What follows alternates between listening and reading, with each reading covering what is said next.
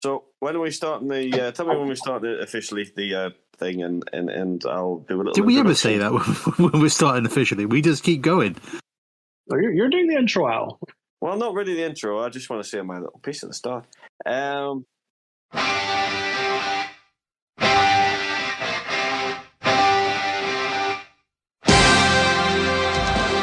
Welcome to the Conquistabores.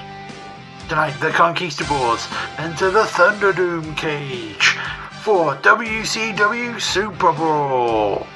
Riding the stretcher to the ring tonight, the Enforcer, Phil Doyle, the Natural, Cameron Phillips, the Dragon, Euan Taylor, and Hot Sauce Geordie out of Melbourne. Only tonight on the Conquistabores.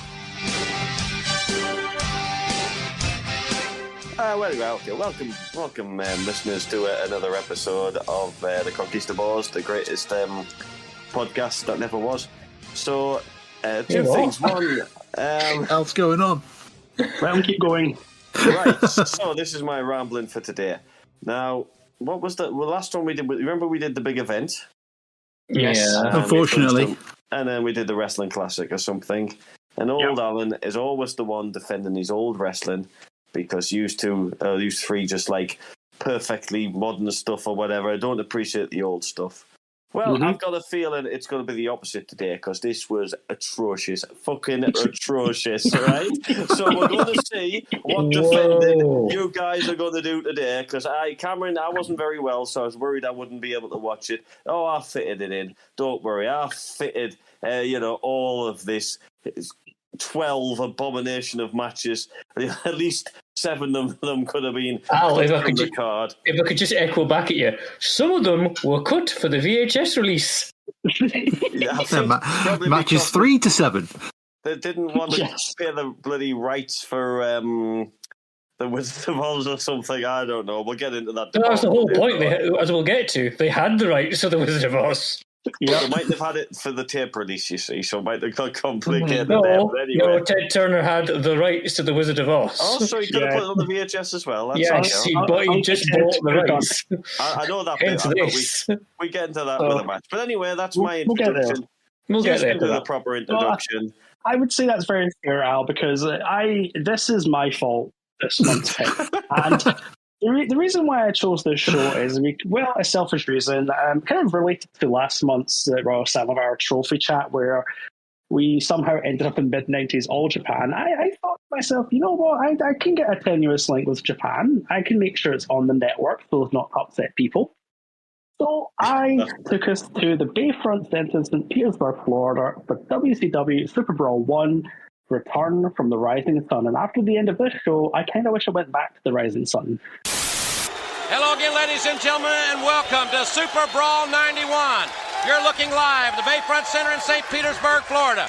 Jim Ross and the American Dream, Dusty Rhodes at ringside. Ladies and gentlemen, tonight you're going to see 12 great matches. 4 championships will be decided. In 1979, in this very facility, my colleague, the American Dream, Dusty Rhodes, won the heavyweight championship of the world against Harley Race. I know you spent time this afternoon with Tatsuji Fujinami and with Nature Boy Ric Flair. Dusty, will we settle the controversy tonight for the World's Championship? Well, Jimbo, let me tell you about tonight here in the Bayfront Center. We're talking about the World's Heavyweight title. We're talking about WCW at its best. Fujinami, Flair, match up evenly sized weight. They've been in wrestling about the same number of years. Well, it doesn't even make sense calling it that because they insinuate it would be in Japan. But it had been in Japan. That was the first there was a controversial stage. finish. I'm sure we'll get to that. Yes, it was a dusty finish, yes. Is Florida the Sunshine State, is it? Yes. Can they call it Land of the Rising Sunshine? Does that quite... Well, anyway, it doesn't matter. Right. We open up with a nice little video package, and we're told that this pay-per-view is available in stereo where available. In hindsight, I kind of wish mono, or not at all for some seconds, but we'll get to that. Don't forget your dark match. of Mighty Thor defeating El Cubano, who I have no idea who either of them people are, and it doesn't even look. I had a quick look on Wikipedia, and both wrestlers' names are they haven't got their own Wikipedia page, so who knows who those two fellas were? Exactly. Yeah, sure. I had that problem as well. I could not verify who these people were, which makes me kind of thinking that these are probably like local talent given a gimmick for the night. Yeah, or like two kind of copyright infringing luchadors. That's just one of the many nonsensical things we'll be discussing. Yeah, that is the tip of the iceberg here. So we cut to the ring with the world's shittest pyro. I think this is definitely up there in the top the crappiest wrestling pyro we've had so far on the show. I think the only one that beats it is the one that nearly killed The Undertaker. Yes, yeah. This For being bad pyro. Thankfully. Yeah. However, attempting to take out people was Brandy Brown, who murdered America the Beautiful for some unknown reason. Don't think it helps by the fact that the network version is obviously like a tape slip halfway through the... Yes, I was going to say. Yeah. Star Spangled World. For amber waves of grain, for purple mountains, majesties above the fruited plain. America, America. I mean, Finlay got sacked for less. My notes verbatim say, I mean verbal assault of giving the tape even tries to kill itself more than once during this. In its defence now, right, we're coming out the gate very negative about the show, aren't we? Very, very negative. And We are piling some hate on right from the start. Like, I refute Alan's comments about not liking old wrestling. I do enjoy old wrestling. And I'm going to come out with a very positive comment about the show straight away. Are you ready for this? Go on. There's only one ring. Yes! So already we're off to a flyer. For WCW shows, we know we're on for a winner because there's one ring only, and that's it. That is very true. Yes. Can only go up from here, can't it? Or can it? Can it? Well, I mean, the continuation of the world's shittest pyro display to end America the Beautiful was not exactly helping with that. But then we cut to JR and Dusty Rhodes, who appears to be cosplaying a high school football coach. And don't worry, kids, if you're sick of football references, there's going to be a lot more as we go on. Oh, yes. Wait till Pillman turns up. Oh, fucking hell. Sign in the crowd, front row, section D on tour. Don't quite get what that's about, but, whatever. I respect that. I don't know what it is, but I respect it. Yep. I have no idea what Dusty Rhodes was saying. I think we were almost as bad as last month, where I think I understood half of what Dusty said. The other half of it could have been anything. Could be anything. There's a lot of, because I had the subtitles on the network because I was watching it quietly, and there was quite a lot of brackets indistinct whenever he was talking. Came up an awful lot. Seriously. I think he definitely goes to the Ernie Ladd School of Commentary, I feel. Thank you. I couldn't remember Ernie Ladd. Yes, he definitely went to the Ernie Ladd School of moaning into a microphone. He does drop a couple of good ones. Well, I'll mention when we get to it. He does a couple of good ones, but otherwise, it's Dusty. Well, I mean, it's Dusty Rhodes. You're not hiring a Shakespearean actor with that level of pronunciation if you're bringing Dusty Rhodes onto the mic. You know what I'm saying? Well, you know what you're getting, surely. A counterpoint to that, Phil, is the fact that Dusty Rhodes comes up with the following comment at the end of the segment, right here at the SuperBrawl. No, that true. is not the name of the show. No. And of course, before we go any further, there's a very quick plug for the wrestling hotline where you can pay $1.99 a minute to listen to something. They were shilling that for a long time, weren't they? They were. And that was before Mean Gene got a hold of it and just went to town on it. It got used as like a kind of like steroid dig at the WWF at the time, didn't it? Yes, pretty much. That's all it essentially was. Yeah. So we get past that. We cut to guy Michael Capetta in the ring, looking dapper as always. And our opening match is for the vacant WCW United States Tag Team Championship. It is the Young Pistols, consisting of Tracy Smothers and Steve Armstrong, against the fabulous Freebird, Michael Hayes. No. They don't have surnames. Oh, that's right. Sorry. You can't have surnames. It's just good old Steve and Tracy.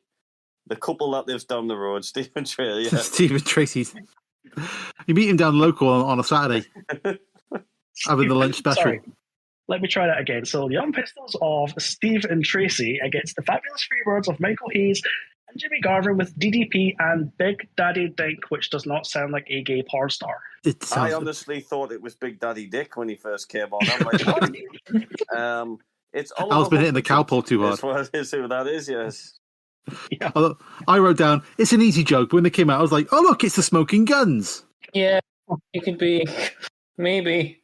And then I thought, oh, Well, and their music is terrible. it's bad. It's very bad. It's a lot of, I mean, a lot of times during the show, there'll be me mentioning how terrible the music is, but them coming out, it's like we've had one ring, it's really good. Here come the kind of, knockoff Smoking Guns before the Smoking Guns were around, and they've got terrible music. Yeah. I will say the one highlight of this match is DDP and his headset microphone.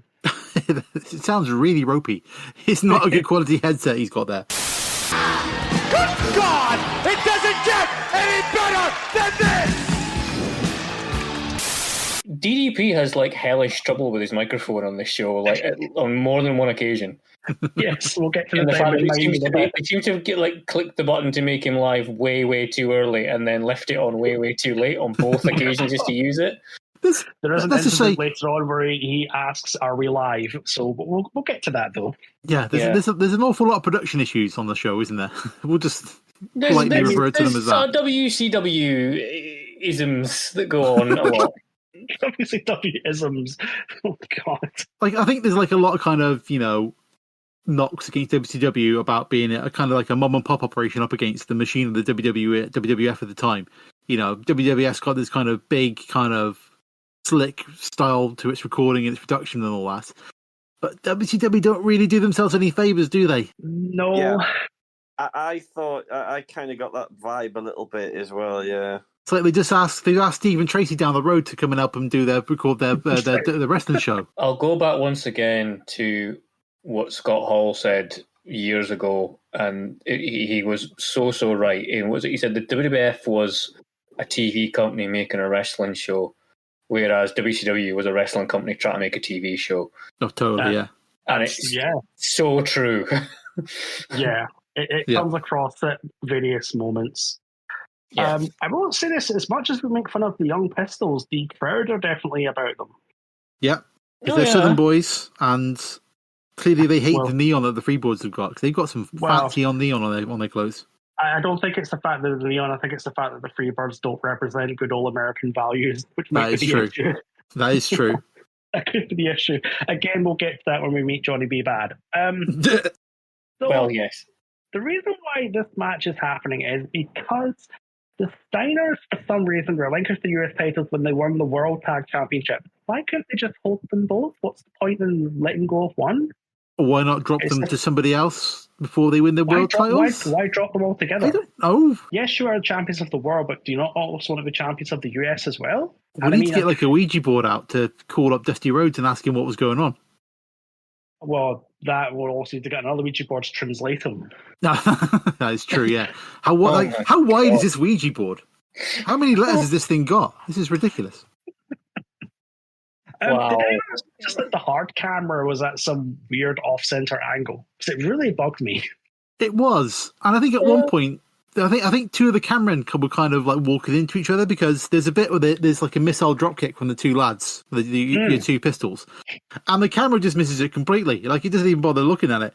And then there's a bit on the outside where there's one of the boys does like a crossbody to the outside. And as he's getting ready to jump, the cameraman just starts panning away from it. Like, he just starts panning away. And he only just catches the move. And it's just, you just point the camera at the dude on the top rope. What's so hard? Why are you moving away from it to kind of not get a good shot? It's just kind of obvious that something kind of high risk and quite cool is going to happen, and to just pan away from it. Why not? Yeah, just would it not be something to do with a Bill Watts edict on that one though? Is he here though? Because he's not on the commentary. He's not in the credits at the end. It's Jim Hurd on the credits at the end. This is before his time. I think it's just before as well. Is it just before Bill Watts? Because I know that Bill Watts came in, and it's like, because this is, as we'll get into later, this is Ric Flair's last WCW pay-per-view for a while. It is. There's a lot of lasts and debuts in this one. It's weird. It was Bill Watts that he fell out with, wasn't it? Because Bill Watts wanted him to play a bloody gladiator. knowing Bill was just no fun. Yeah. Yeah. Was it not Jim Hurd who won it, the Gladiator thing, no? Oh, Yes. now you mention it, might be. Yeah, actually, Might be, my bad. Yep. But I they think still you're got right. like the mats on the outside, haven't they? And there's a lot of going over the top rope. So clearly, Watts isn't back there at this point. We get football reference number 1 from JR, and I wrote my notes. Please keep count, folks. Yeah, take a shot every time. Yeah, oh God, don't do that. You'd be dead by match 3. For some reason, Brad Armstrong runs to the ring to back up the Pistols, which I wrote down. That's a fine way to get yourself DQ'd. Yeah, because it's like he's trying to even the odds. Because there's like 10 people on the side of the Freebirds. He's got Humperdinck interfering, yeah. So he wants to even up the odds. And then Dink gets himself. Dink sounds like a rubbish Doink. I'm getting myself confused here. It was Doink and Dink, wasn't it? Yeah, Big Daddy Dink. So Dink was a little one. Maybe they put Big Daddy Dink through the wash, and then they get little dinks. It's Hornswoggle all over again. Oh my God! That's the storyline they missed out. I never thought about that. That's blown my Big mind. Daddy Dink and Little Dink. Yeah, that's to be fair, the team. I didn't see the running by the Gobbledygooker either. This match is full of surprises. We'll get to that. JR is working very stiff in commentary, referring to Dink, quote, he's waddling back to the locker room. It's a bit harsh, isn't it? JR, no need for that. I mean, I quite enjoyed JR on the commentary. I thought he was quite good. JR was good fun. I think he was playing off of Dusty Rhodes' nonsense at times. And there's a few times you can kind of hear, his, late 90s WWF voice and that sort of thing. You know, he's not, he's kind of using that, he's kind of got that level of commentary, but otherwise it's still kind of very, very, very wrestling kind of vibe to him. But he's, you're like, oh, Jim Ross is cool. Dusty, just be quiet a little bit, please, Dusty, please. Just be quiet. When we're approaching the end, because I feel I need to wrap the end up in a rant. Okay. Al, the floor is yours. Go for it. Right. So the ending looks so choreographed. Like it just, I don't know if they use better camera angles in WWE or they're just better workers. But the ending to me is just so choreographed and so silly. So we go up for a double drop kick, right? Which they're supposed to miss, but literally botch it so badly. One of them goes for a drop kick and lands on his feet. And then just decides to lie down because that somehow knocked him out. Jumping off the top rope and landing on his feet is knocked him out. The concussive force of the ring, that's what it was. It was the vibration of the ground. Shockwaves through the spinal column. Yeah. And then they've got to do some spot where he holds them up like in a heart attack move the Heart Foundation did. But they have to work a ref bump in. So the ref seems to take forever to right, we're nearly ready, guys. You come up there. All right, I'll just move. No, I'm not there yet. No, hang on, guys. Hang on, right. And then we get this ref bump. And then, of course, we get the most nonsensical interference coming in with a guy who's dressed, like you said, some sort of reject gobbledygooker bird. This comes in. Even looks worse than him. He comes in to attack them, and he's called Fantasia. How they never thought they were going to get sued for that one. Well, so that's why I thought. They changed his name to Bad Street. Yep. And that's not even the fucking nonsense part. The guy in the suit was the same guy who came down to save them earlier on in the match. Yep. I only read that at the end. I was looking into that and I was like, but why not have him come out and betray them? Why not work that into it? Surely that's a better angle. This will blow your mind even more. That's not even the storyline. They just had nobody else to play the guy. So in real life or whatever, he's not supposed to be betraying his friends. The two different characters. He's not. God, it's the most passionate I've heard you, Al, for a while. I'm actually enjoying this. I don't know if this is just Al doing this or the Sudafed talking or what. Whatever it is, keep going. It's great. Al's on the cold bed. Not Fantasio interferes and loses his feathers, does a couple of DDTs. He leaves a lot. He sheds a lot over that ring, doesn't he, doing those DDTs? The evidence of his running is all apparent for all to see there, I think. Yeah. He does execute the DDTs quite well for somebody wearing all them feathers. Yes, I'm actually amazed no one died during this. But yeah, DDTs are dropped. He runs out the ring, flies away back to wherever he came from. The Freebirds get the pin, and they are your new US Tag Team Champions. This match was something. Yeah, it was as an opener go. I mean, I can understand bringing the Freebirds out first. You know, they always get a crowd going at the very least. They're good workers, but it's just a weird. Just ends up in a weird place, isn't it? There's a few of those matches throughout this card. Up next is Ricky Morton against Dan. Can we, whoa. Can we point out on commentary that JR actually, you've got Dusty Rhodes sort of saying, I don't know who that guy dressed as the bird was who attacked him. And then, like JR says the immortal line, his shirt said Fantasia.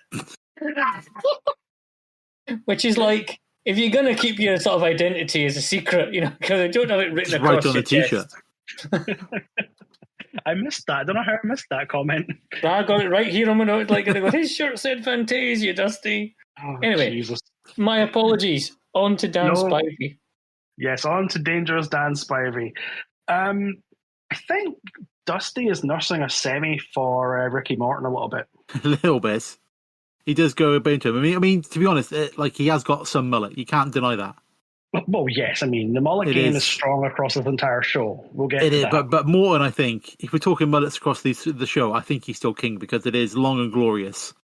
But it is a party at the back and business off front. It is astounding. But, you can't...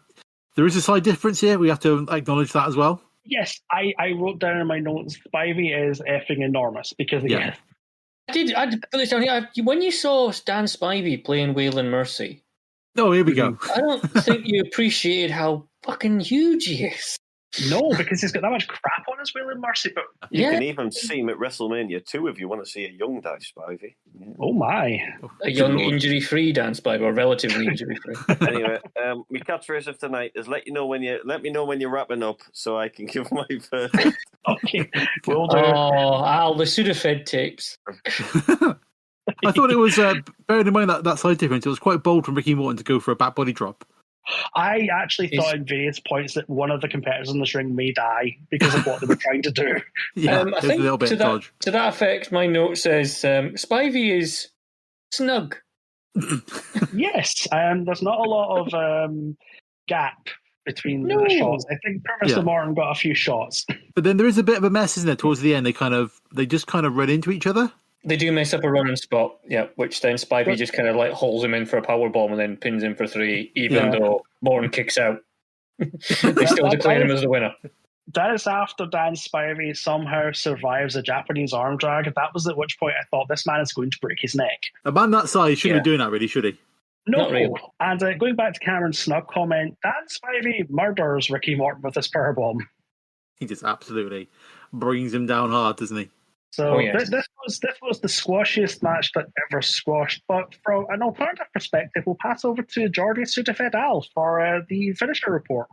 Well, you said it was the squashiest match that ever squashed, but the fucking most of card squash matches, so I'm sure we'll get onto some more. Secondly, what did poor Ricky Morton do to upset anybody? Because he's the one half of the bloody Rock and Roll Express. Right? One of the most legendary tag teams of all time. Now he's just getting jobbed out to Dan Spivey. Now, the cynical part of me, I think, knows what this was about. Because Dan Spivey hits the powerbomb, looks big, strong, tall. Why would they maybe be promoting him from that?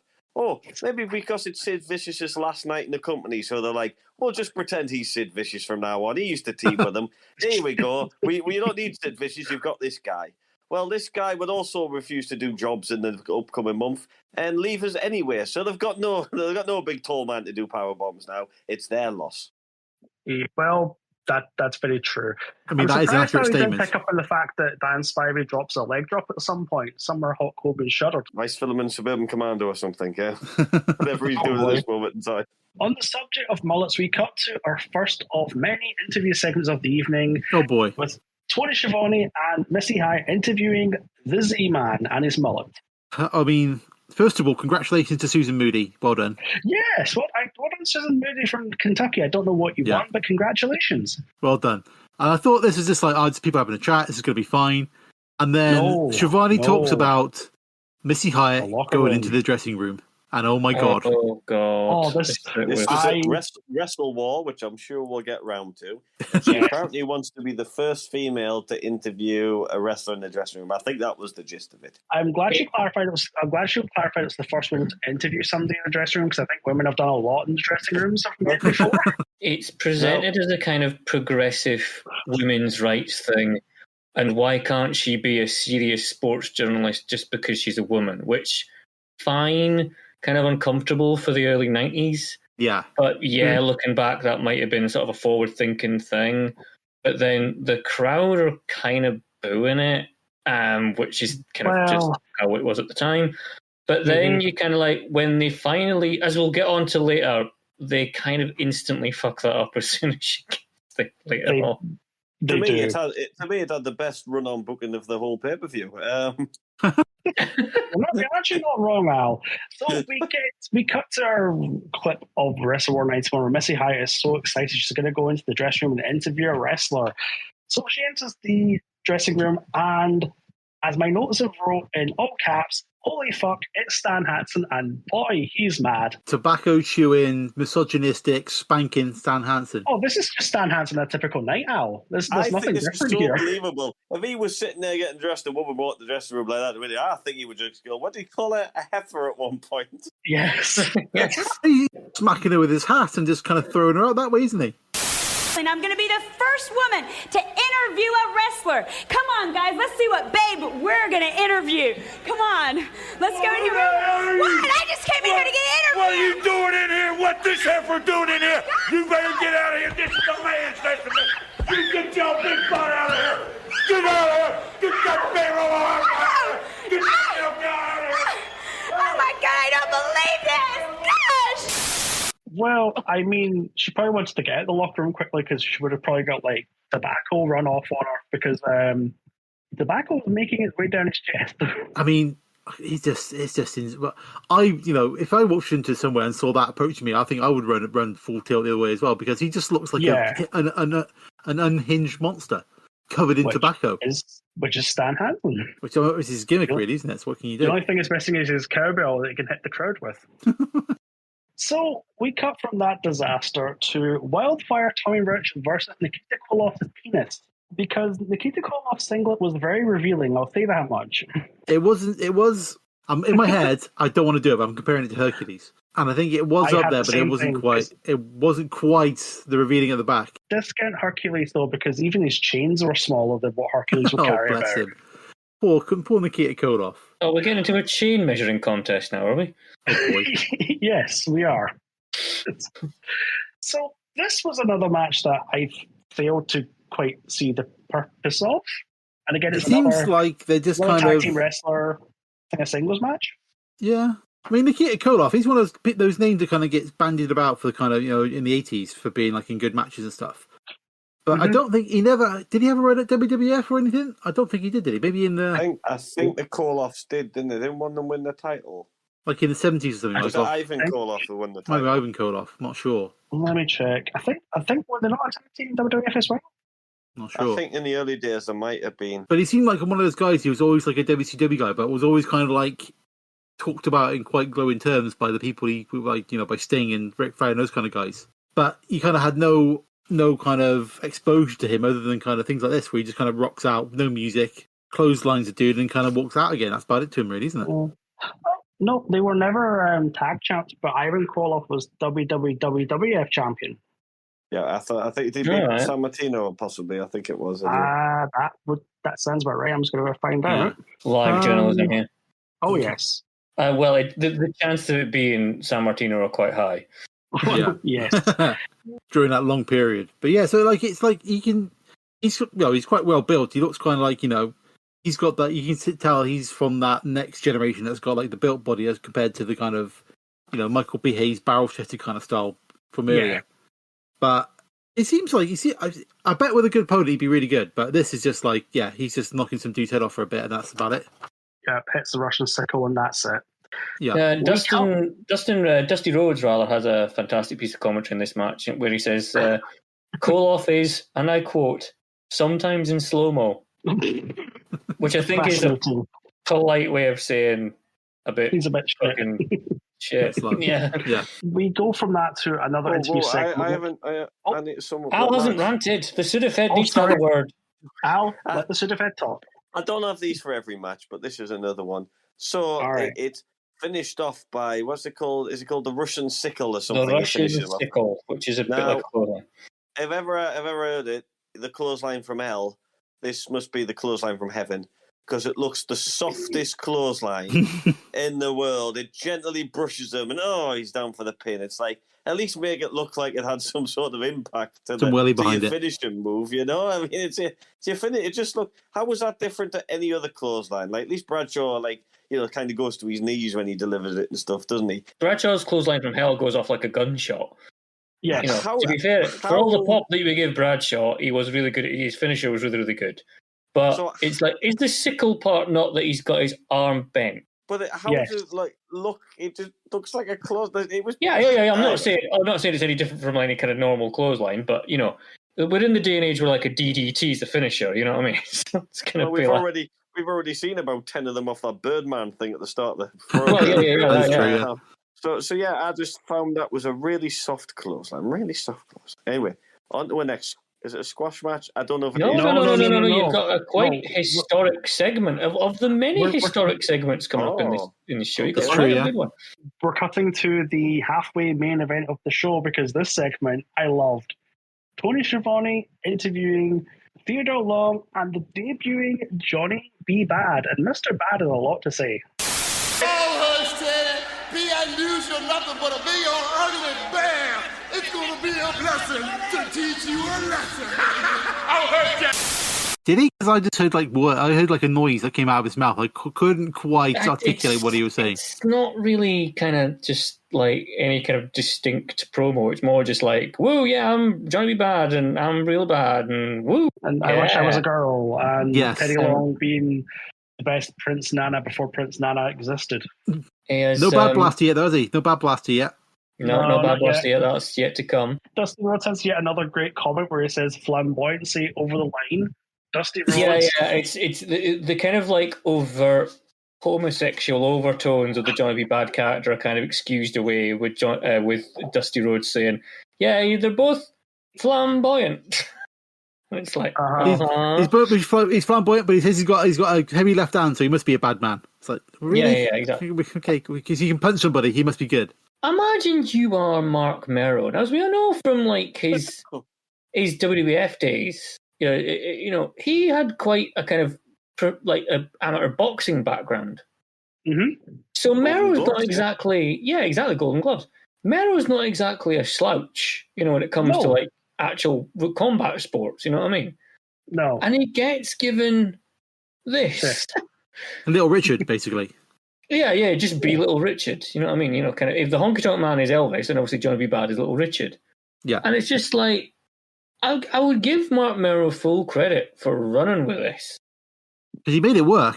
Because he got well over, didn't he? I mean, this is 91. He leaves for the WWF, well, obviously by 96. 96 time. So we get to at least 4 years out of this. He goes in just before, just after Mankind. Mick Foley goes over, doesn't he? So it's like mid 96. And he always, Foley for years, hold a grudge against Merrow because he negotiated a better contract than Foley did. Him and Steve Austin. Why be angry about the man for getting a better contract? He's a better negotiator, so that's your fault. Why be mad at him? Foley come to terms, and I've read recently that they apologised, and he went to ask Merrow for his forgiveness, and of course Merrow just went, yeah, of course, no problem at all. And Foley was bitter because he was going to work WrestleMania with him, and he refused. He was bitter that Merrow got the guaranteed contract, which was better than what Foley got. Yeah, Merrow got the knockback from Stone Cold as well, didn't he? Because of allowing Sable to powerbomb him. I also think maybe Austin probably didn't get a good a deal as Merrow either, so maybe that had something. Merrow was smart. I mean, it's a selfish business. You got to look out for number one, and you got to kind of look at the time, on the WCW card at that point. Johnny B. Bad is probably a higher up the card than a Cactus Jack or a Stunning Steve Austin at the time, aren't they? God, yeah. I mean, Cactus Jack didn't have a bad blaster, so exactly. It's true. From a crowd interaction point of view. Oh man, the cactus! Imagine if we just had a cactus blaster, which was like a gun that just fired cactus at people straight into the kids' faces in the crowd. Damn, it's just a gun. Oh, just a gun. Okay, fair enough. Fair enough. Yeah. Gun. Mick Foley would have had a completely different reputation if he had gone along with that one. That wrestler just came out of the ring with a loaded gun. Well, our answers on later. We'll come to him. Oh yes, that's very true. So, our next match is I think Dusty calls this a computer match, which at first I'm like, what in the living fuck is this? They do refer to. There's some weird names of matches in this. Yeah, this is a computer match, isn't it? Yeah, we're just getting here. So this is the computer match between Terence Taylor and Dustin Rhodes. The first thing I want to say is Dustin Rhodes is in fucking shape. Holy shit, he looks good. It was, yeah. You forget how obviously because Dustin Rhodes went through an entire career of. Well, he was. This was obviously the earliest stage in his career in WCW, but then he went to like the WWF and was like Gold Dust for a long while, and then obviously had most of his body covered up with the kind of jumpsuit thing, and then he had his drug issues and his alcohol issues, which kind of ballooned him a bit, and then he's now back. And then I think he's played Gold Dust or a variation of Gold Dust now in AEW with the blue suit rather than the gold. Yeah. And, so you forget easily how fucking built he was. Oh, he's enormous. Yeah. And was the York Foundation, I believe, is the name of the group that Terence Taylor is now part of. Apparently it's the York Foundation. Yeah, because he's the computerized man of the 90s. He is, He's the first man to use a computer to win a wrestling match. Yes, which, in case you were wondering, is a Tandy TRS-80 from Model 102 from 1986. It's the computer that he's checking. There you go. Thank you, Phil. I was going to say, he's not the first person to use a computer because I distinctly remember King Kong Bundy doing adverts in 1986 for, God, some IBM computer. Probably the same one. Probably. But like, what I don't get is like, it's like he's got the Dallas theme song. There's like a load of people in suits on top of the stage. He's the computerized band of the 90s, and he comes out wearing like his same wrestling gear from the 80s, like a satin jacket and stuff. It's like doesn't really kind of give the flavor of the. It could be worse. He could be some sort of like poultry type creature. I swear it's the same jacket he used to wear when he was the Rooster. Like he's not a million miles away from that kind of style jacket. He's a hairstyle away.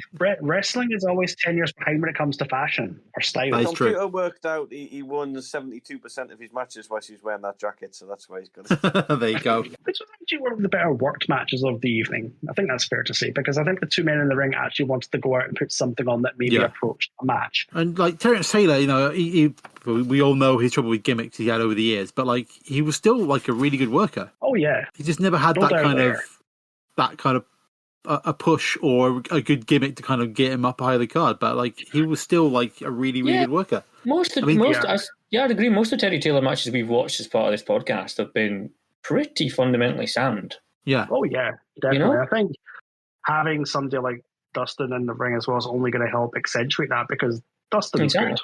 He's really good. He's good. You can see he's green. Like there's a bit there. I think they kind of missed some timing, but Dustin kind of turns into a headlock and they get away with it, which is quite good.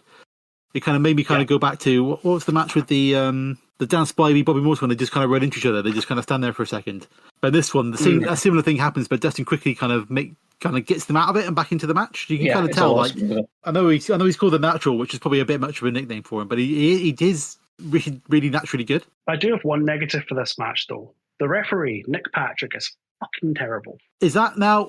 Are you talking about his refereeing style or the fact that his shirt zip is like right down to the middle of his chest? A bit of both, but the fact he is missing such blatant stuff or pretending he's not there because he's yelling at York for some reason. That whole the end when he's being distracted by Alexander York, it is just like, how are you not seeing all this happening when you're kind of half facing the right way? It makes no sense because it's another big cluster at the end, isn't it? Mm-hmm. Just like Dustin hits the Bulldog, York comes up the apron to distract him. Meanwhile, Mr. Hughes on the other side of the ring takes about 5 minutes to walk up onto the apron, kind of ambles around to Dustin, grabs him, tries to hit him with his loaded glove, misses, hits Terence Taylor, who then gets pinned for the win. Yeah.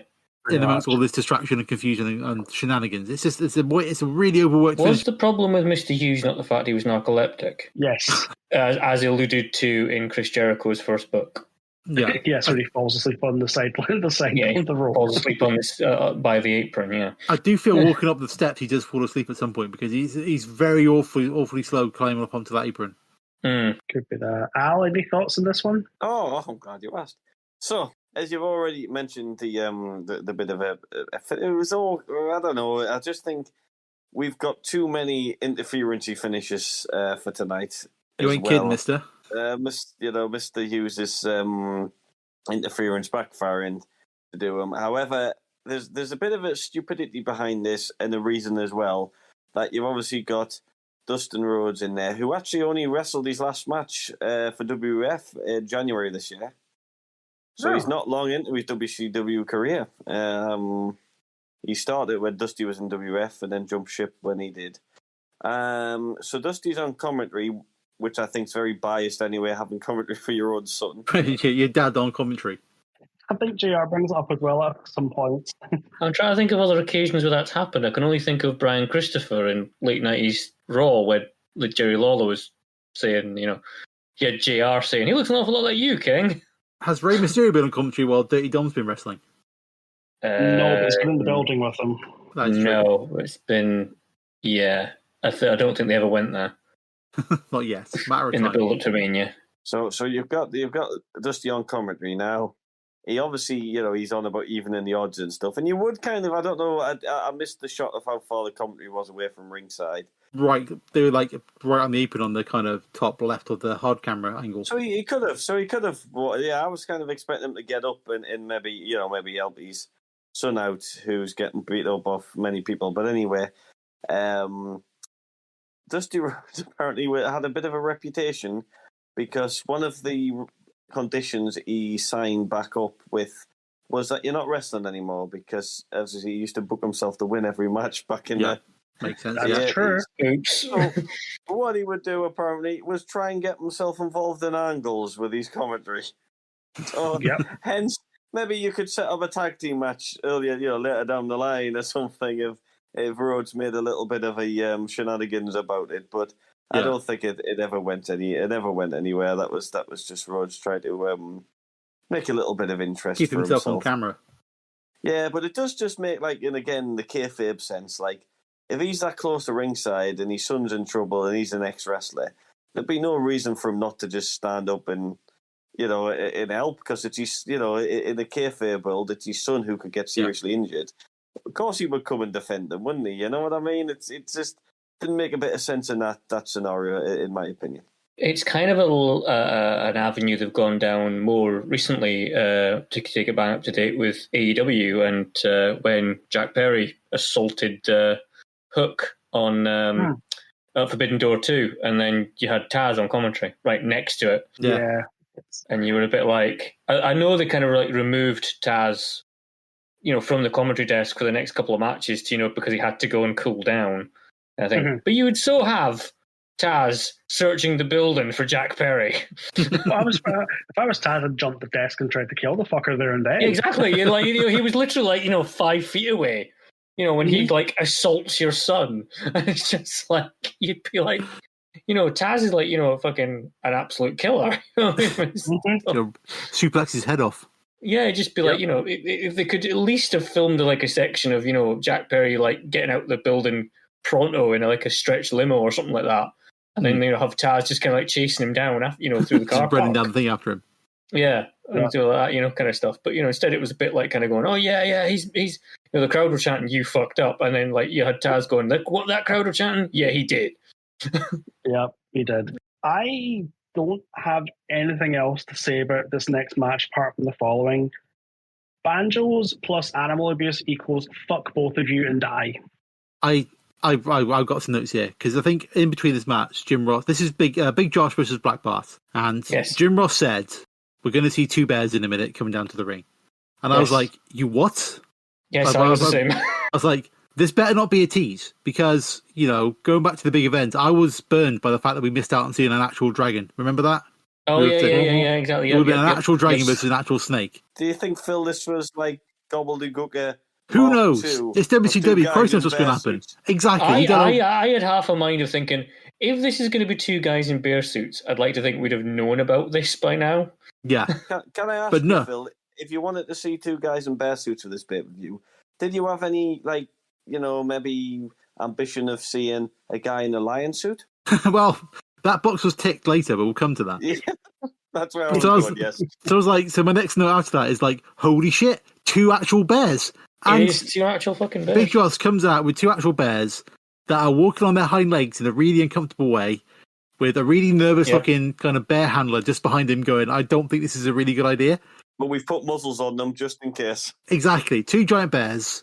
in like the middle of a big arena full of thousands of people. It's like, what the hell is going on? And yeah, and my next note is, this doesn't seem too animal friendly. No, not at all. Surely somebody spotted the bear pissing itself. I didn't see the bear I pissing did not itself. see that.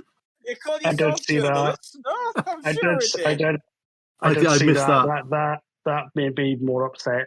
I actually skipped this match altogether after that. Angel said just want nothing to do with it. You didn't miss much apart from. No. Do you want my notes for this match? Go for it. Okay, I'll take you. It's not long. I'll take you through my entire notes for this match. Oh boy. Number one, that is certainly two bears. Definitely two bears. Josh Logrol, big meat slap. Crowd are utterly silent. Still punchy. Big Josh just sits on the fucker to pin him. And then I must have been in the commentary because I put in capital letters, butt bump, question mark. Right here, you go for this. What does he call this, Jimbo? I think it's a big butt drop. I think it's a butt bump myself. That's what they're trying to call his move. I did put down for that. Why has Big Josh got Earthquake's finisher? Well, I was going to say Earthquake wouldn't have had it yet, but of course he would have. Yeah. Yep, he would have. In the 1989. Oh, yeah. So with Earthquake, it is like the Earthquake, isn't it? Was that the name of it? I think it must be the it was Earthquake. something like that, yeah. It was the Earthquake Vertical Splash. That's what it was. It was the Earthquake Vertical Splash. Yeah. Sorry. Yeah. Whereas with Big Josh, it's the butt bump. The butt bump. Yes. My only other note was about when Black Bart comes out, like he's this kind of big, scary looking dude in like black cowboy hat and stuff. He's got surprisingly jaunty music. I don't remember his music, but I'm assuming you're going to edit it in now. I will. I'll do. I suppose I'll have to now, won't I?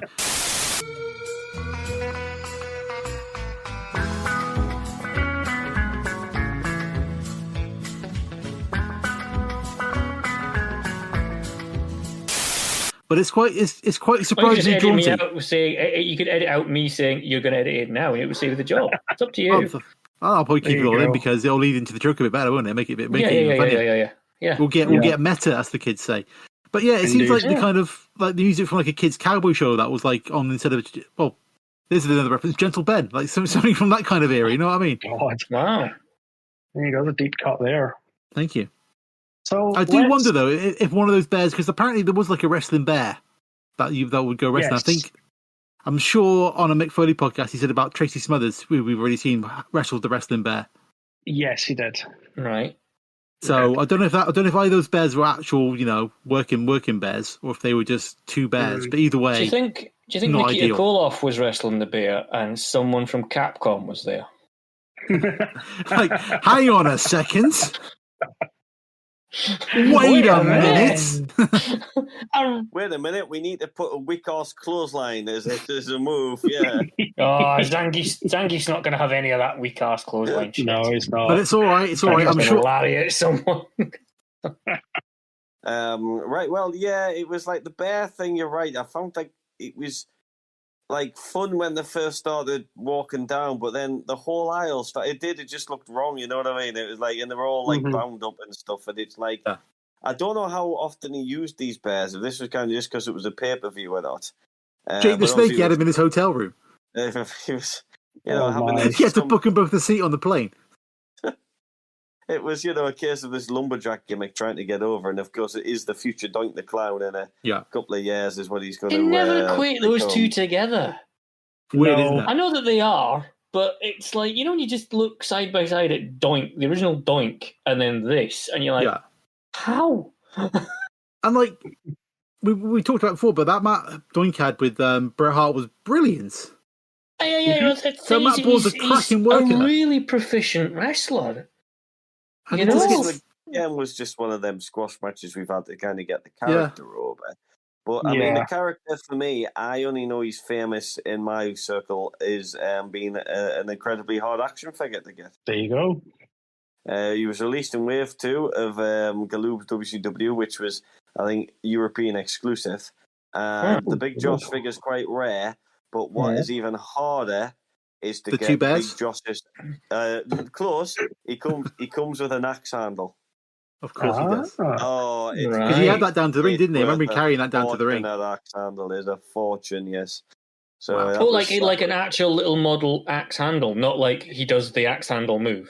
No, you're correct. He gets a little axe handle with him. Right. I thought it was like the WWF ones, but like I had a preset move. You know, they were they're all stiff. The Galoobs, remember, they don't move at all. Oh yeah, they're kind of like rubbery and So that was and I never really saw big. I guess maybe a different opinion of the gimmick and everything just by his action figure rather than never seen him wrestle till now, sort of thing. Till I was an adult. But yes, it's that's my introduction to how I know Big Josh, and other stars in the line were also Dustin Rhodes and Giant Gonzalez were the others in that wave of figures. But, I've got a an El Gigante figure downstairs. There you go.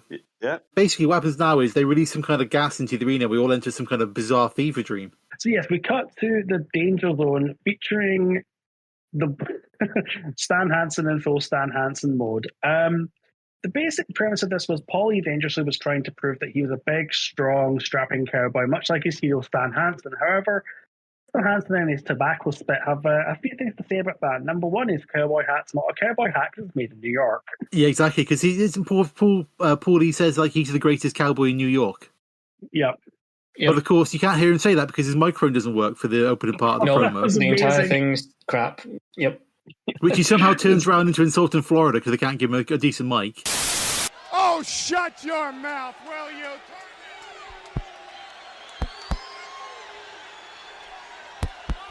Hey, shut your... Once again, something in Florida fouls up because you people can't even get a microphone straight. Well, he's every right because it's shit. Stan Hansen's music hits 2 minutes after he hits the ring. Yep. It's the first. Stan Hansen's just like, Paulie seems genuinely scared, doesn't he? Do you notice that? Like, Paulie's like, what are you doing here? I don't know what's going on, but I need to stay away from you. Well, yeah, because there's this giant man with tobacco running down his chest threatening to kill him. Just spitting out tobacco so much, like at the end of the promo, the microphone is like stained with tobacco juice. Yes, it's insane. I don't know what's going on. Basically, Hansen's upset because no one wants to step up to fight him. Which, looking at him, I don't blame them. Exactly. Yeah, who wants to wrestle him? I think he has to go at Dustin Rhodes because he's like got cowboy boots or something. I can't remember what the gist of it is. I think it's really weird by the fact that Stan Hansen's in like 3 sections of this show and none of them are matches. Yeah, it's just like you've got Stan Hansen in the building, so yeah, he probably wasn't cheap to get in. Yeah, it's like, do you want to maybe do something with him? Do something else with this? He's like, if we're just like, no, I don't want to do anything. No, unless he was injured and he couldn't go, which I don't know. I don't know. He appears to be sort of making comments about Dustin Rhodes, and that would naturally maybe build up a match in the future. But if you ever wondered, no, it never happened. No, I didn't think it would. As soon as I saw that, I was like, I bet this match never happened. Dustin took one look at that and just went, fuck that. No way, son. Nuh-uh. I've seen what you did to people in Japan. No, thank you. Yeah, no, thank you very much. I think the greatest Stan Hansen match I've ever seen is available on YouTube. And it's Stan Hansen versus Andre the Giant in All Japan at some point in the late 80s. And you've basically got Stan Hansen walks to the ring swinging a cowbell around on a chain and a whip and things like that. So the crowd are already running like fuck away from Stan Hansen. But then obviously Andre the Giant decides to just chase Stan Hansen down the aisle, and they end up jumping the barrier into the crowd. It's just this tidal wave of people that just part. It's when Andre could still probably go properly and hadn't all the injuries set in. Yeah. But it was just like, oh my! The entire crowd is. I've never seen a crowd more petrified of 2 wrestlers in my life. It's hilarious for that reason. It's tremendous. I adored this segment. It was incredible. However, it was insane. Not as incredible as our next segment, which is, I think, the closest thing to a cinematic match that we've ever come to watch before we get to the WWF. I don't know what was going on because they kind of cut to one shot and so all of a sudden there's a fucking castle at the top of the stage out of nowhere. And then all of a sudden we get the characters from The Wizard of Oz. And there's a weird narrator voice, and I wrote in my notes, an epileptic fit opens our next match. It just goes insane. Followed by, what the fuck is this? And then, oh my fucking god, and then the picture I put in the Discord. It's something, and it's the one that obviously that Kevin Nash always gets replayed a lot. You know, this is Kevin Nash in the early days. Yeah. You know, obviously Turner Broadcasting had just bought the existing rights to the Wizard of Oz movie alongside a lot of other Hollywood movies at the time, like Gone with the Wind. They'd bought the rights to. It could have been Gone with the Wind. Think about that. Though, why? Why do this? Because it's some weird attempt at cross promotion. Who are you? Who are you?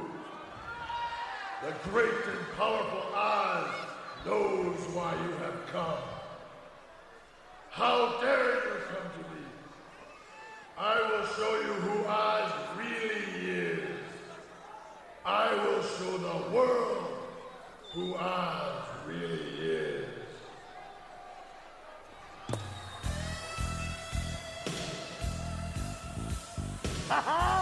Welcome to Oz! Welcome to Oz! Welcome to Oz! Welcome to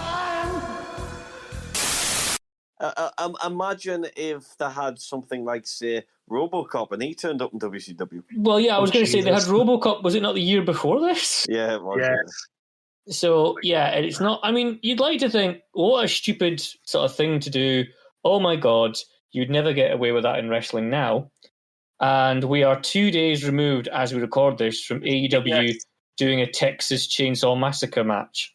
With Leatherface coming to the ring. Yeah, with Leatherface marching down the ring and chasing away Karen Jarrett. Somehow, that made more sense than this Oz thing. Yes, because it wasn't an actual... You know, it wasn't as if they got a wrestler dress up like Leatherface and then actually have a match as Leatherface. That would be that would be good. They're not a wrestler called Leatherface, anyway. Right. I still the wrestler in FMW would tag normally with Onita, and he would run in the crowd with a chainsaw, and kind of like Stan Hansen, the crowd would run like fuck. Of course, because someone's coming at you with a chainsaw. What are you going to do? Yeah, exactly. This match was one move, and then Oz stood upon Mr. Tim Parker, and the crowd went mild. Yeah. All that build up for like this. Yeah. It makes the most sense. Like, and like what kind of got me is like most of the show's been like it's like a kind of fairly straight wrestling show, and then it goes full weird for like 2 minutes for no clear reason with weird face masks and a big giant hat and a cape that's way too big. And some voice that I think saying "Welcome to Oz," but it sounds atrocious. It's Kevin Sullivan, his Boston accent, isn't it? You know, welcome to Oz. Yeah. And he seems to have a monkey tied to him as well. Yeah. Yes. Where did the monkey come from? His hat falls off as well.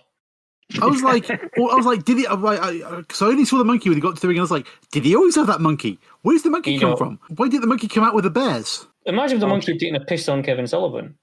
That would be hilarious. I'll give this match 5 stars. But somehow we managed to go down from here because we're back with Missy Hyatt. I don't think I've laid into Oz enough. So we'll go for Al. Well, I mean, you're right. You get this big intro with bloody Dorothy and the Tin Man and some guy dressed in a lion, and then they all run off because the mighty Kevin. What I love is like it sounds silly, but you can definitely tell it's Kevin Nash from his voice. Like, totally, even though he's younger and stuff, he just sounds like Kevin Nash. They didn't try to disguise it, and so he says his little piece, and then they say Kevin Sullivan just keeps just going, "Welcome to Oz, welcome to Oz." Like, could he not have at least said something else to make it a bit more interesting? Make it clear the guy's called Oz, that's what it was. And then you realise that, wait a minute, why could he only afford, like, you know, they went down the bloody fancy dress shop and like, hey, good morning, good sir. Can you tell me how many rubbery-faced old wizard masks you have in stock? They're like, sorry, sir, that only comes in one style. Oh, fuck it, they'll just have to both wear the same mask. You know what I mean? We'll just give him a different hat. It'll be fine. Yeah, it'll be fine. No one will ever know. Now, you tell me, who ever watched that match and went, future world champion there, he'll change the face of wrestling, he will.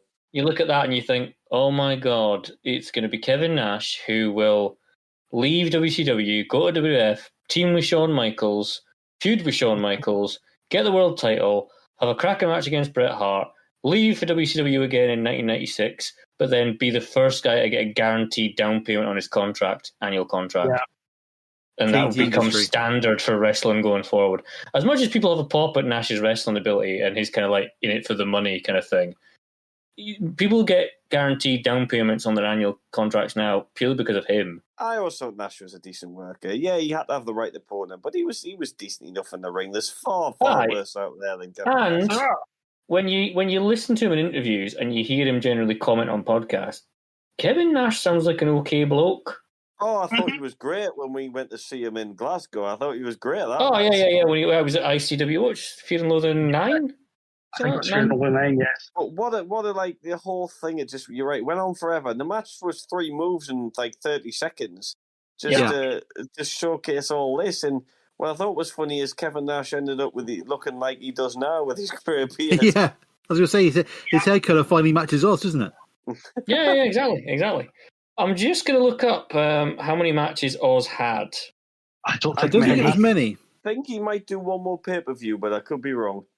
Because isn't there there was a bit of a dispute over money to kind of foreshadow the future? I think that's what I read. Because it was... Oh, actually, the next pay-per-view, he looks like he's Vinny Vegas. So I thought he made another pay-per-view, but maybe he doesn't. I don't know. I clicked the wrong button. I went to the SuperBrawl the following year, which he's Vinny Vegas. He does wrestle on the next pay-per-view, which is the Great American Bash. He does have a match there, but he loses. This is hilarious. No. I can just imagine how this match went, because it's our friend Ron Simmons, and he'll just walked up to him and stared him up and down with this ridiculous costume on, wouldn't he? Like, looked him up and down like, damn, that sort of thing, wouldn't it? It says on the Wikipedia page he was pro strongly for about a month. Then he was beat by Ron Simmons. Yeah, I thought that was going to be the thing. Yeah, and apparently the Wizard's called Merlin. All plans for Oz were immediately scrapped when Nash refused to sign a $300 and guarantee as WCW was cutting costs. A decision was made to retain Nash until a new gimmick could be developed, and that was the Vinny Vegas one. So I can confirm that Oz existed through the rest of 1991. Mm-hmm. He became Vinny Vegas as of... he evolved into Vinny Vegas on the 21st of January 1992 in a match against Mr. Thomas Rich at Clash of the Champions 18. Beautiful. Well, what wouldn't surprise me with this company is that we're just like, Kevin Nash had to play 2 completely different characters with no reason to do it together. Just, in the same I can play Oz and then we can play this guy as well, yeah. I mean, Oz's last match was against Mr. Steve Regal at WCW Raw Power Tour 91 in Dublin, Ireland. Can I read a small section I've just found from Ring the Damn Bells blog? Yes, go for it. As much of a bust Oz was in WCW, it was a far different story in Japan. According to Kevin Nash, the Oz character was over big, and he never fully understood why. He recalls a time when he walked out to the ring in Japan to face Shinya Hashimoto, and he started hearing a chant of Oza, Oza, Oza. Nash wondered, what the fuck are they saying? Finally, he realized they are saying Oz, Oz, Oz, and then said, oh my god, this thing is over here. Unfortunately for Oz, Nash had to eventually return to the States, and the gimmick was ultimately dropped, and Nash was repackaged. The Oz character blew away like a tornado in Kansas and disappeared. Yeah, go. Beautiful work. But he's just another example of maybe WCW dropping the ball with somebody who's got all the tools and giving them a stupid gimmick. I mean, the list endless. You got Undertaker, Triple H, Mick Foley, Jericho was there for a bit, wasn't he?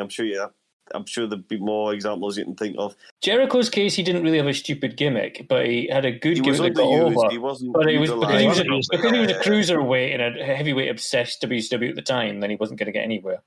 I mean, we see Scott Hall as well. Come help me out. I feel I'm missing somebody. I said The Undertaker. I feel I'm missing somebody else, and I just can't Big Show. Stupid gimmicks in WCW.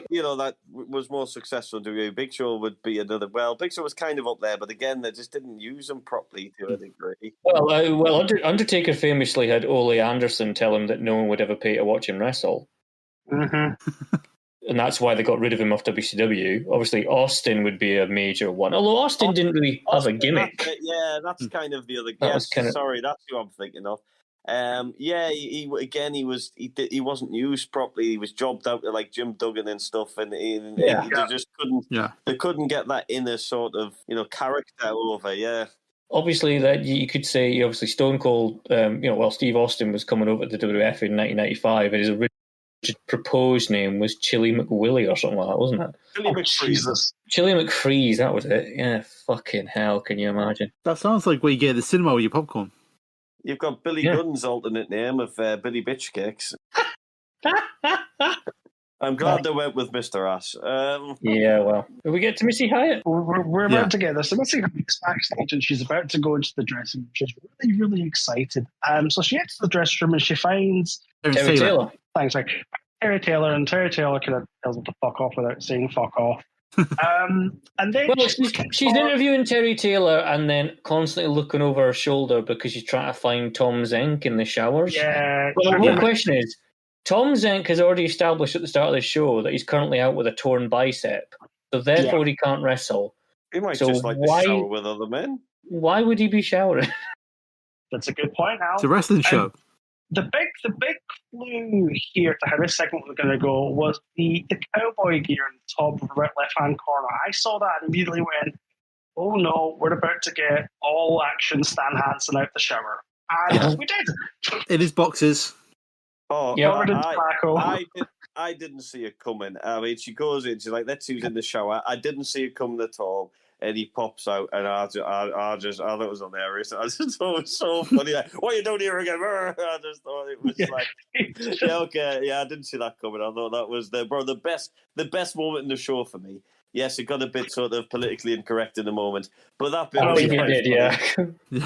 I mean, I think it's Dusty comes up with a comment of it. Those were the world's most biggest boxing shot. Okay, Dusty. It was just like, no. Yes, he sort of bends her over and starts spanking her as a punishment, which is, things were different in the 90s, you know? Things very... I can hear the banjos playing in the south. Anyway, we now move on to the first of many gimmick matches in the second half of the show. I just noticed there's like a weird trilogy of matches with amazing names that just can't live up to the quality of the name. Is this the Take Fist match? This is the Take Fist Showdown. Can you tell me... Can you tell me, like, you know, well, does that mean, like, every match Shawn Michaels had was a tape fist match? Because he would always put the black tape round, wouldn't he? In certainly early Shawn Michaels days. Using WCW logic, yes. It's like, you know, is a tape fist, like, that's not illegal as far as I know. Is it illegal in WCW, like, throwing someone over the top rope? You know, like... Just can't have tape in your fist. For tape fists, yeah. Probably. This we get another football chat, so take a drink. Because JR is going wild about the Flying Brian's football career. Absolutely insane for it, isn't he? Oh, he's nursing a semi when he's doing this. He's so excited to be talking. He loves his football. He loves his football. ZZ Top played by Random to the Ring. I'm quite sure they did not have the rights for that song, but never mind. You ain't kidding. There's no way that's been purchased properly through normal channels. No, absolutely not. This match was good fun.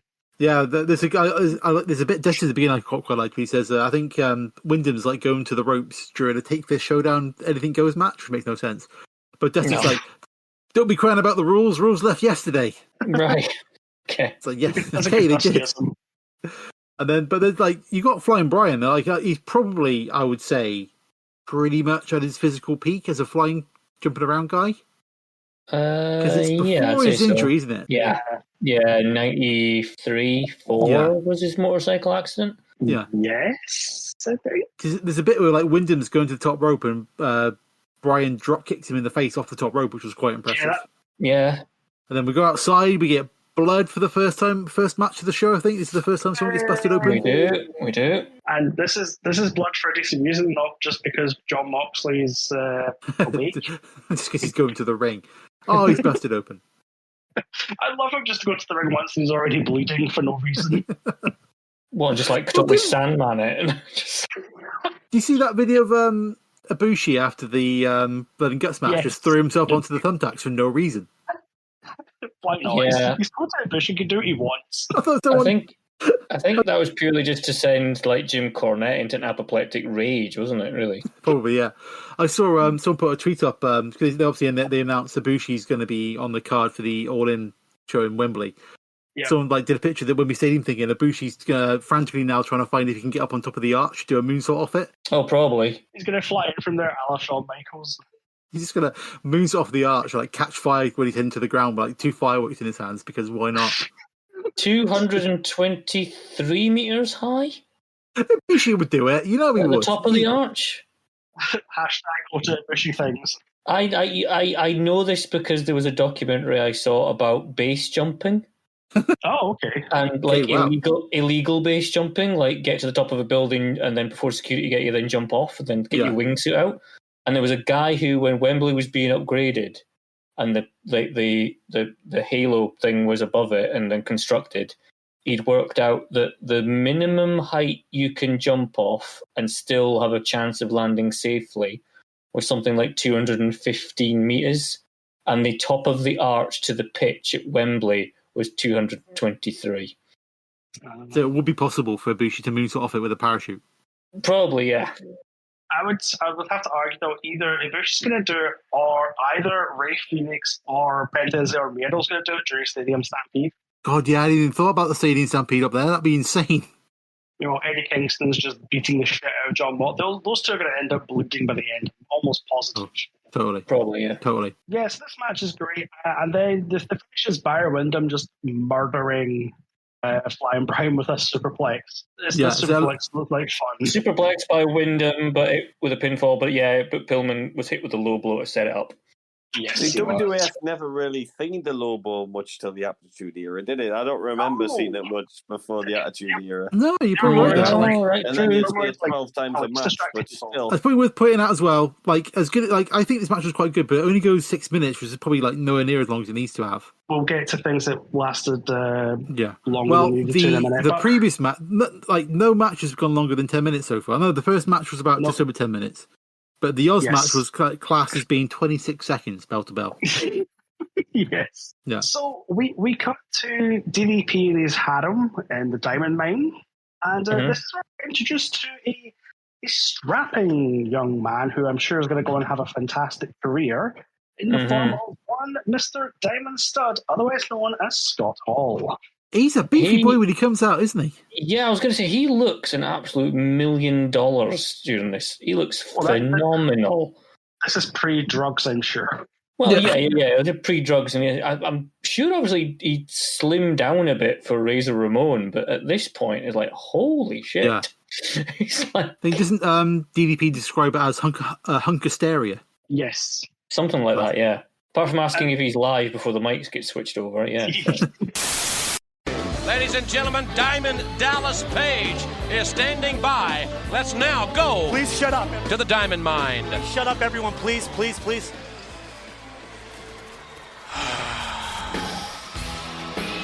Come on.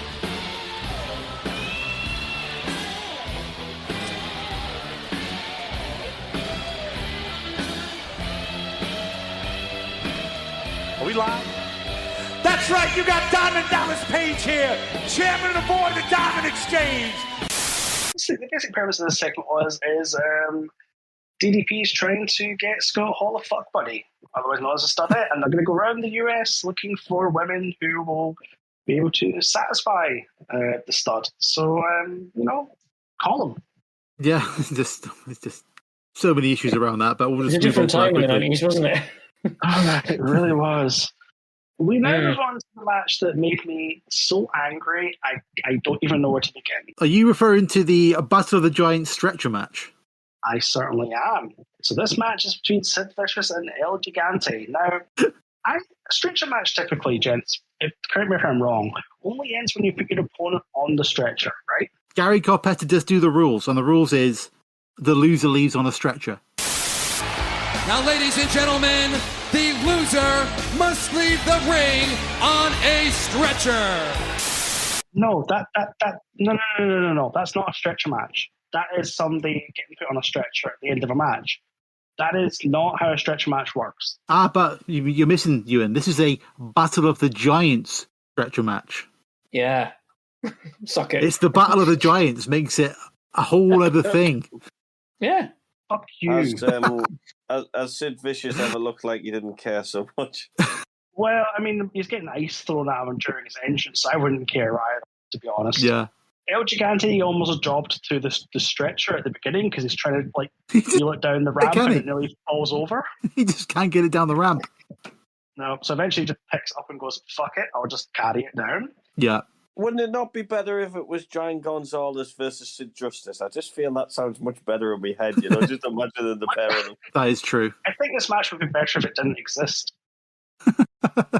It is the archetypal. I think the mistake they've made is they've got a massively green El Gigante who really can't hold a match together himself. Yeah. To wrestle Sid Vicious, who's supposed to guide El Gigante through this match, but he's leaving, so he can't give a fuck about it. Yeah.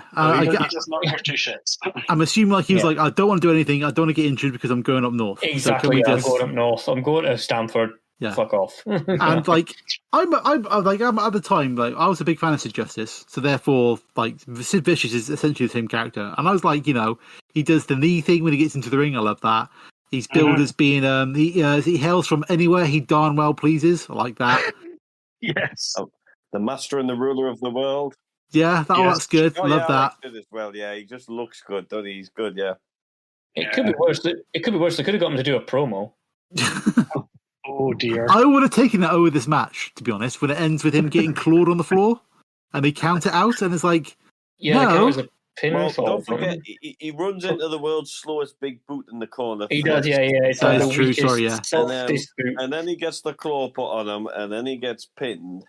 And then a little light bulb goes off in Sid's head, I think, because he obviously asked for his release for WCW to go to WF.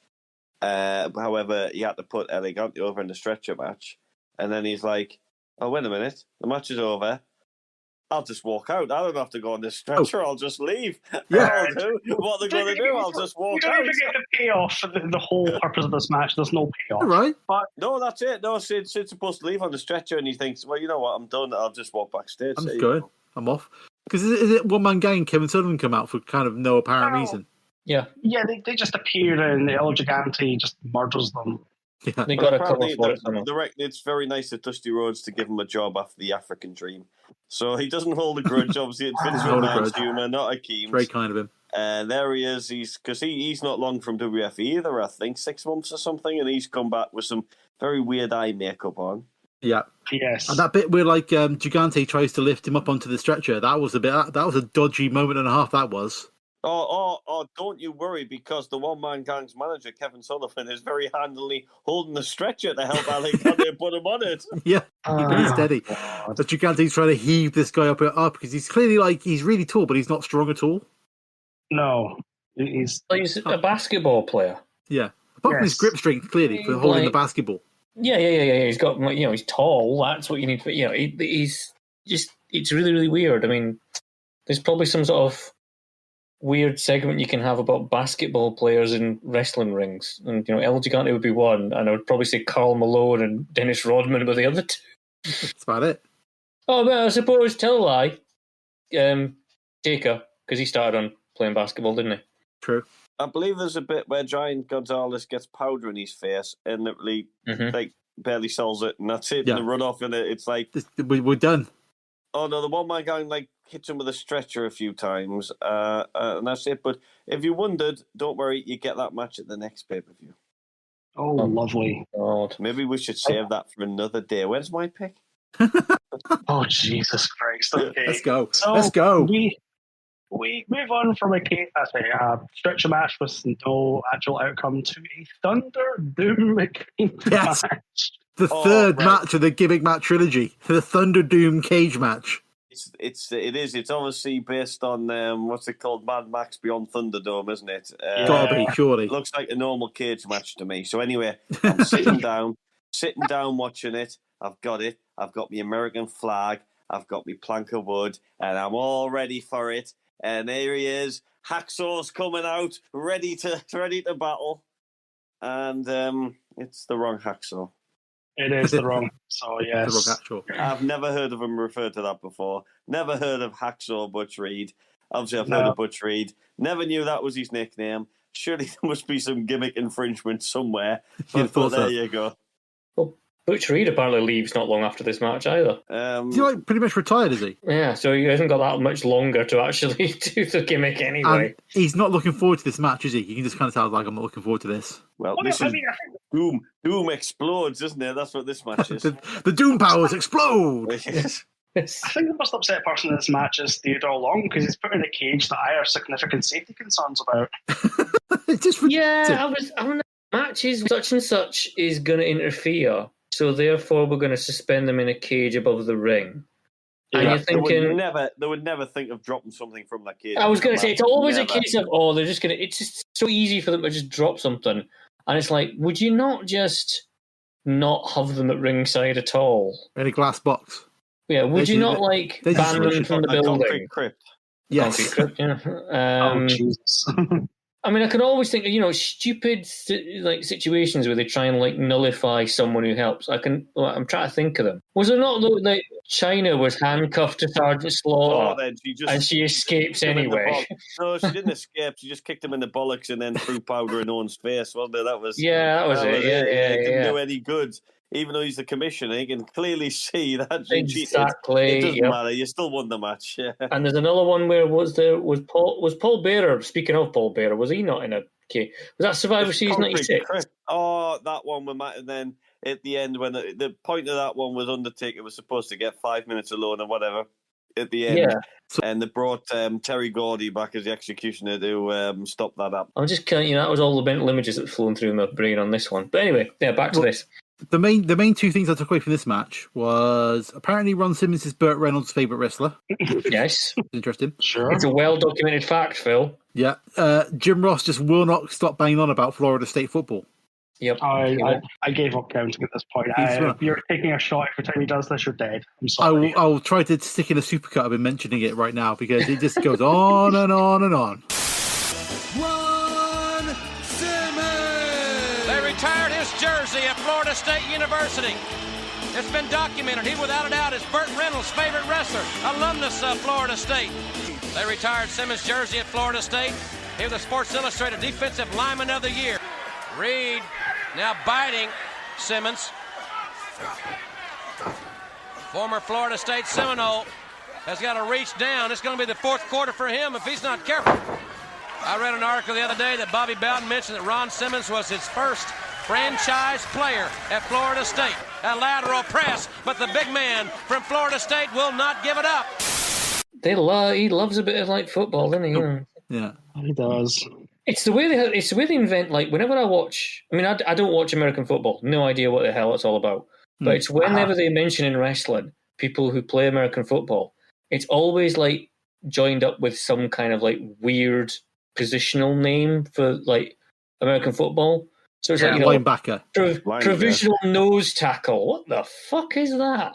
They're just big lads who kind of get in front of the way of the quarterback. That's basically what their job is. I've heard of quarterback, and all the rest are you might as well just say, he used to play Dead Seagull for Arizona State University, and I'm like, okay, yeah, I'll accept that. Cool. Sounds like a thing. Cool, yeah. But for a Thunderdome cage match, I'm surprised the ref lets them does a breaks a pin when someone puts their foot on a rope. I've got big capital letters here. A foot on the rope in a fucking cage match. And then I'm not sure what gets thrown in by Teddy Long. It's some kind of chain thing. It's a chain. Butch Reed grabs it, misses his swing, and then gets spine busted to the ring. Spine busted for 3. Yep, and that's it. It's cool. It's a cool match. It's what you want from a feud. It is kind of apart from when it's called a Thunderdome cage match. Yeah. I want Thunder. Yes, we've got Doom involved. Granted, correct. But Thunder implies the cage would be electrified or something. Yeah, but then we're into TNA territory with sound effects. That's what I want. Truly. And the lights flickering. This trilogy of incredibly well-named matches are all terrible compared to the names. Yeah, there are 3 matches that do not live up to the billing. But yeah, the first one's not bad. Take Fist Showdown. That's probably your winner. Take Fist Showdown. You're kind of expecting a blood sport style, dipping your tarred up hands in glass and all this kind of stuff. Oh yeah, totally. Battle of the Giants stretcher match, terrible. And then Thunderdome cage match. Fair enough, but it's just a normal match, really. Even though it's supposed to be a blood feud behind it, it never really feels too, It does feel like it could have maybe gone on for a bit longer, being a blood. What's that one? I'm sure that, again, it wasn't that long. It was... not long. 9 minutes. I was going to say it's under 10, definitely. The Battle of the Giants stretcher match was 2 minutes and 13 seconds. Then this was 9 minutes and 39 seconds. Wow. Anyway. And then I think we move on to what I think we all agree will be the highlight of the show. Absolutely. We move on to the WCW World Tag Team Championship match. Lex Luger and Sting against the Steiners. It is Pro Wrestling Illustrated's Match of the Year 1991. Well, I don't blame Bill Apter for saying that because this match fucking rules. It was crowd voted, actually. I believe this is the real main event, isn't it? It feels like it. You could probably switch the two matches round and it wouldn't have affected the show. Fair. You do get, like, this gets a video package before the match starts, which is just basically, like, slow-mo footage of the team with some kind of pondering music over the top. I couldn't remember it until I read my note here going, what the hell is this music video? And then the music from the Car Wars VHS hit, so it's Sting. Fasten your seatbelt for the hottest show on home video, Car Wars. Over 130 spectacular crashes by some of professional racing's top drivers. There's cars, there's bikes, there's trucks, there's even boats.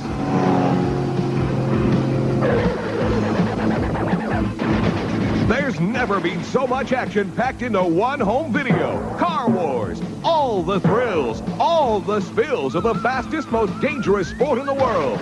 And you get to see them in the comfort of your own home. You won't believe your eyes. These are some of the most spectacular crashes ever filmed. Car Wars. Also ask for hockey the lighter side, football hit after hit, hockey a time to remember, or fast cars and beautiful women. The home video of your choice, only $19.99 from K5 International. Anybody else notice that they both have to duck the pyro that's too close to the stage when they walk up? I did notice that, yes. They almost died via pyro. The pyro's terrible and it's too close. Well done, lads. Well done.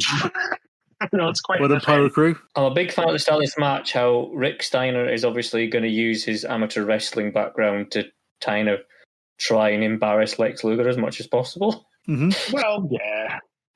Why not? It's just quite funny. Well, my question is, how long is it till Lex is gassed? Yeah, well, it's a tag match. It's not that bad. Yeah, because this match is 11 minutes, so it's the longest one of the cards so far, this one. It feels longer. I think what it is because you've got the kind of Lex and Rick, when they're in the ring, it's quite what's the word? Like a deliberate pace to it.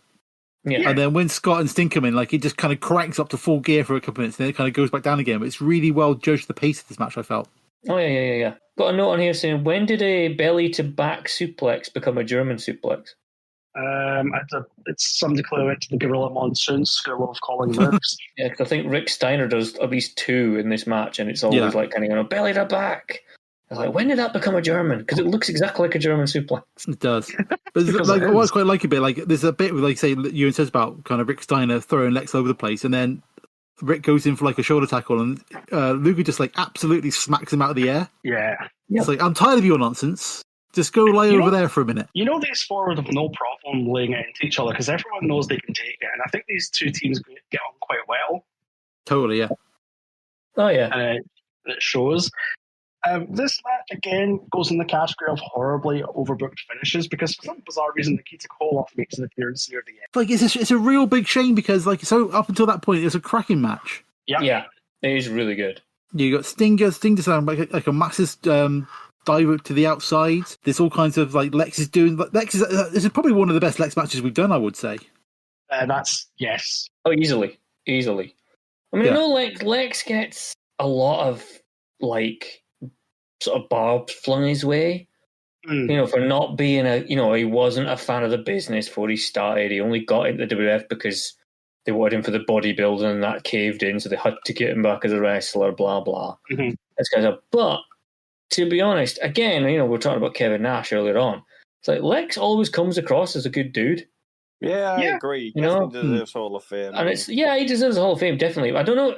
I know they're always kind of, they don't say it, but I think they're always a bit against putting people in the Hall of Fame when they're not, like, you know, physically able to sort of, how am I trying to word this?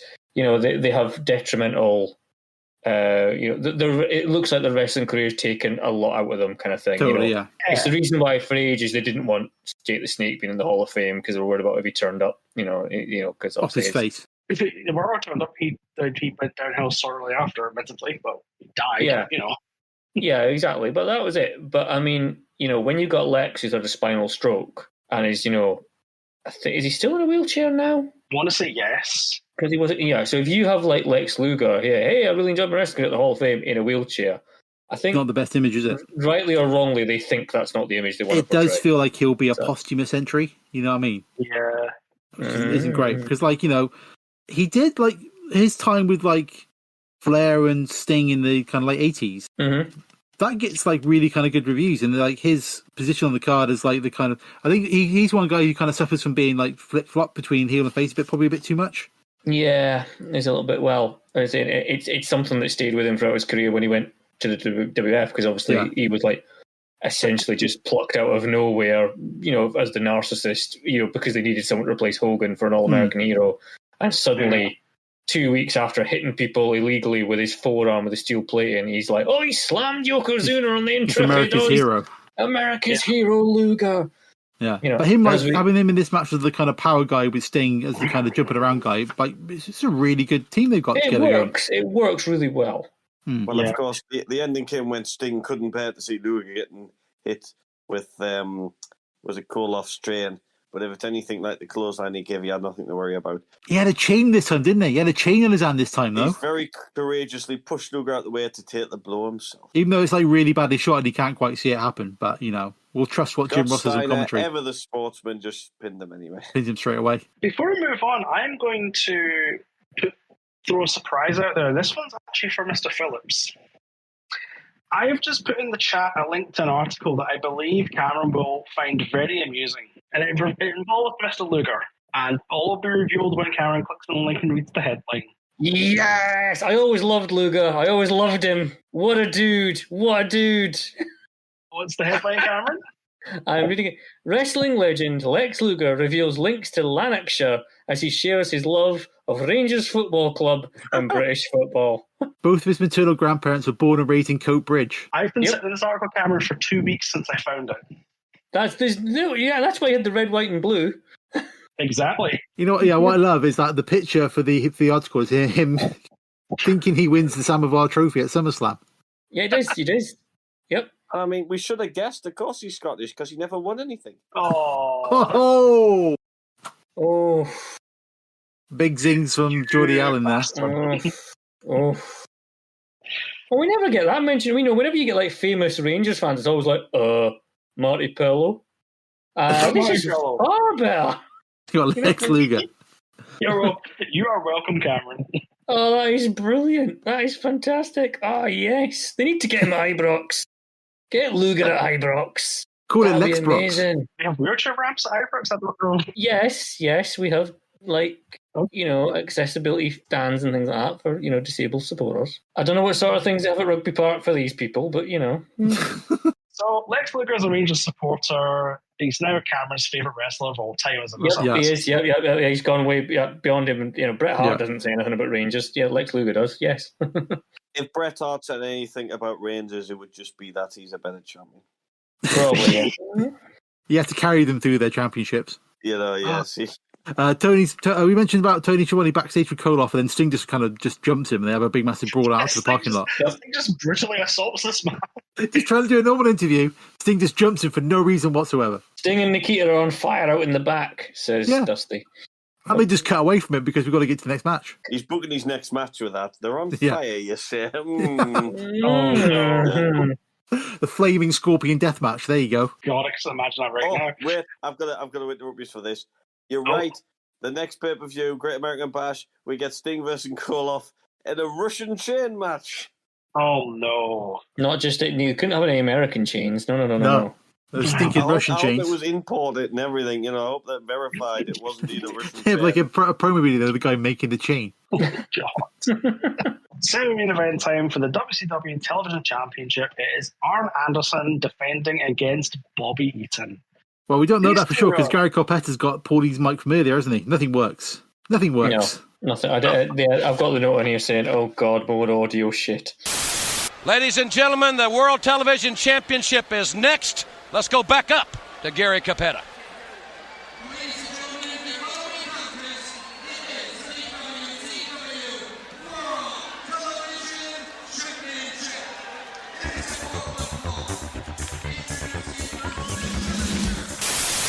Yes. Once we get past the audio issues, Arn Anderson's a really good wrestler. He's really good. Arn Anderson's a good wrestler. Bob Eaton's a fantastic wrestler. I enjoyed this match. I really enjoyed this one. There's some great touches in this, man. Halfway through, I've got, this is good. Slow, but good slow. Yeah. Mm-hmm. It's methodical. It's moving along at a slow pace, but it's still an acceptable pace because you can see what's going on. Yeah. Yeah. And I mean, it's a great bit. Like I quite at the beginning where like Arn just keeps doing turnovers on Bobby Eaton, and then he just like hits him right in the face, and Arn just kind of goes flat, like this, like a complete flat up on it. It's brilliant. The look in Arn's face, he's just like, "You bastard! I didn't think you had it in you." Just bang, down he goes. Brilliant. It's just these two guys. I'm sure they worked together at house shows, but this was they must have done because especially like smooth, Rock and Roll must have gone up against like Arn and Ole Anderson or Arn and Tully at some point, surely. You would think so. This is just a masterclass in how to do it. Yep. Especially if we've passed the trilogy of terrible. We're moving on to the business end of the show. Yeah. And this for me is probably one of the big highlights of the show. Totally, yeah. This is just great. It's like Arn doing his he's doing some kind of leg thing and he's getting some leverage off the ropes because he's a dirty cheating bastard. Yep. And then gets his head bounced off all of the turnbuckles for his behaviour. Yep. Bobby selling the leg. Yeah, he sells that so well. Then there's a bit where I think Arn goes to do like an axe handle off the top rope, and Bobby hits him in the stomach, and Arn does like a front flip onto his back. Yeah, he just flips over completely. Yeah, because the power of the abdominal punch was just ridiculous. Yep. What happened is somebody was in the back and went, "When's the last time we had some interference in the match?" Oh, it's been a little while. I've got nothing. What can we do? Where's Barry? Send out. I've got nothing for this. Come on, find two guys just to go out for no reason. Barry, go. Yeah, Barry Windham comes out for no reason. Are we supposed to believe they've been fighting since they finished the match? Barry Pillman there. Barry Windham and Brian Pillman. Are we supposed to believe they've been fighting for the last half an hour just pretty much, the arena? There's just for no reason the brawl down the stage just to distract everybody. It was a bit silly, wasn't it? Barry comes strolling out to the ring really slowly, then like Flying Brian just jumps on him, and he doesn't even make it into the ring, do they? They get nearly into the ring, and then they kind of fight their way back to the backstage area. The finish is also kind of fucked up with WCW production values by the fact that I've got here. Eaton goes up for the Alabama Jam, comes down. Flying Brian and Windham appear. The jam connects, but the camera cuts to Brian and Barry at the apex of the 3 count. We don't want to see a 3 count. We don't care about. Don't want to see the win. Good match, but that last shot fucking ruins it. Yeah, that's up there with missing the submission in a War Games match. Well done, AEW. Well done. Right. So let me know when we're on the main event because I need to give my rant at the start. Quick note about Bobby Eaton wins the TV title for the first time. Do you know who he drops it to in 10 days' time? Dusty Rhodes. Nope. The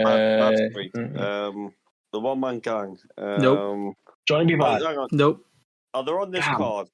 No, they're not on the show at all. Jesus. Are they debuting soon? But in 10 days' time after this pay-per-view, he drops the belt to Stunning Steve Austin. Oh, okay. Who then retains the belt for about a year, I think, from what this is like his big run with the TV title. Right.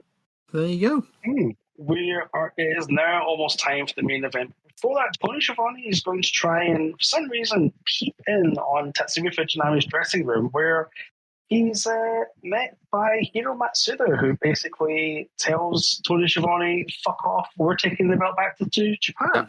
Yeah. Well, at least Stan Hansen wasn't in there. Oh, jeez. Could you imagine? Stan walks past. Imagine. That would have been bad. So, the main event for the world... for some reason, I wrote this out in the show. I don't know why I did it in hindsight. For the World Championship Wrestling World Heavyweight Championship. That just sounds terrible. Doesn't make any sense. But it is the WCW World Champion Ric Flair defending against the IWGP Heavyweight Champion Tatsumi the Dragon Fujinami. Al, are you wanting to rant now or at the end? No. Right. Go for it. Now, Go. I'm sure, listen, I don't care what you say, this is a terrible main event. Absolutely terrible. Yes, the wrestling's passable good. Don't get me wrong, there's nothing wrong with that. The fact is, nobody knows who this guy is. Yes, wrestling elites or whatever, the Joe blogs or whatever watches this match have no idea who this guy is, and they believe there is absolutely no chance that this guy is taking the title. Hence, this is a dead main event, an absolute deader than dead main event. And it would have been much better putting this on earlier and putting the Steiners match on last. Would have made far more sense than this. Yes, that is a very fair criticism. I did like the fact that there were clearly signs in the crowd that were handed out to fans because the Japanese ones, yeah. Well, just Dusty Rhodes thinks they were all swear signs in Japanese. He says on commentary, doesn't he? He does a bad thing. He thinks they're all Japanese, yeah. Because they're going to write Japanese slurs in Japanese. No, they're not. But thanks for trying, Dusty. This one again suffers from weird production issues at the beginning because Fujinami walks to the ring. As he's doing that, they zoom in on the other end of the ramp where there's the people assembling for Ric Flair's entrance. That's after the world's crappiest 2 little bits of red pyro, which I think misfired. They cut away from that, then cut back to there. The Ric Flair stood there with a chef and a lady with a tray who takes his Rolex. Personal chef, isn't it? I mean, I was kind of asking, why the hell does he need his chef? And then he hasn't even got his music. Unless he's going to have a last minute, chicken vol au vent or something like that. It wouldn't surprise me if that was going to be his tag team partner for a future match, One second. Cameron, can I ask why you went for a chicken vol au vent there? I don't know. It's the first thing that came in my head. It's the height of sophistication. Of all the choices, a chicken vol au vent, that just intrigues me. I don't know. It was just chicken drumstick was on the tip of my tongue. That would be, you wouldn't have that on that tray, would you? You would never have that on that tray. No, it's when you're not going to have Ric Flair just kind of walking down the ring, berserker style, just you are now with his championship wings. But then, and then, but then I was like chicken, and then I was like, think of a foreign word, volleyball. That was an insight into the camera Phillips' mind. So usually I'll say when I write stuff, I have time to edit it. Boy, I'm sorry, I just wanted to explore that for a second. So Ric Flair comes out to the wrong music. Yeah, he does. He doesn't get it. The refs are now wearing a proper shirt because this is an international match, I guess, for some reason. Well, it's Tiger Hattori, isn't it? Yeah, and then Bill Alfonso's the US ref, who we all know is going to call it right down the middle, so that's fine. Yeah, thankfully he doesn't have a fucking whistle. Thankfully. And then it's just a lot of chopping and stuff, isn't it? They basically just chop shit to each other. It's not necessarily a bad match, there is a couple of miscommunications. It's a cracking match. It's a good match.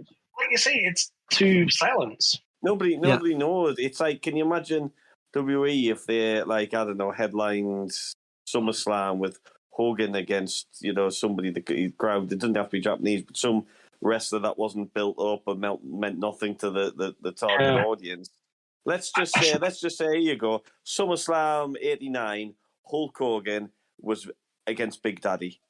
Now, in England, that's a match I want to see. That would be absolutely amazing in England. But in America, would anyone care?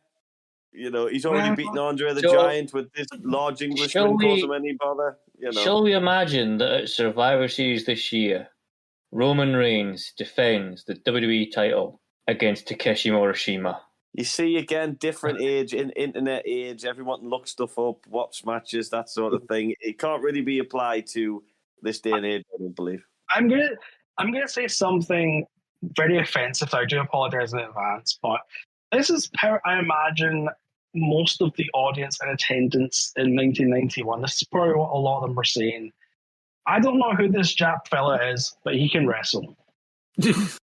Probably, No, I think that's kind of, we've already had bloody Stan Hansen assaulting that woman before, so it kind of is the level of what people would be... it's put across as, we can't have the title fall into Japanese hands. It is very much boo the Japanese foreigner. It's Pearl Harbor all over again, isn't it? Yeah, exactly. And it's... But is Flair not the heel in the match? That's another reason. So. Flair's the heel, so they don't want to, support this because he's, again, that was a gimmick they did back in the 80s and 90s. Evil foreigner has to be the bad guy.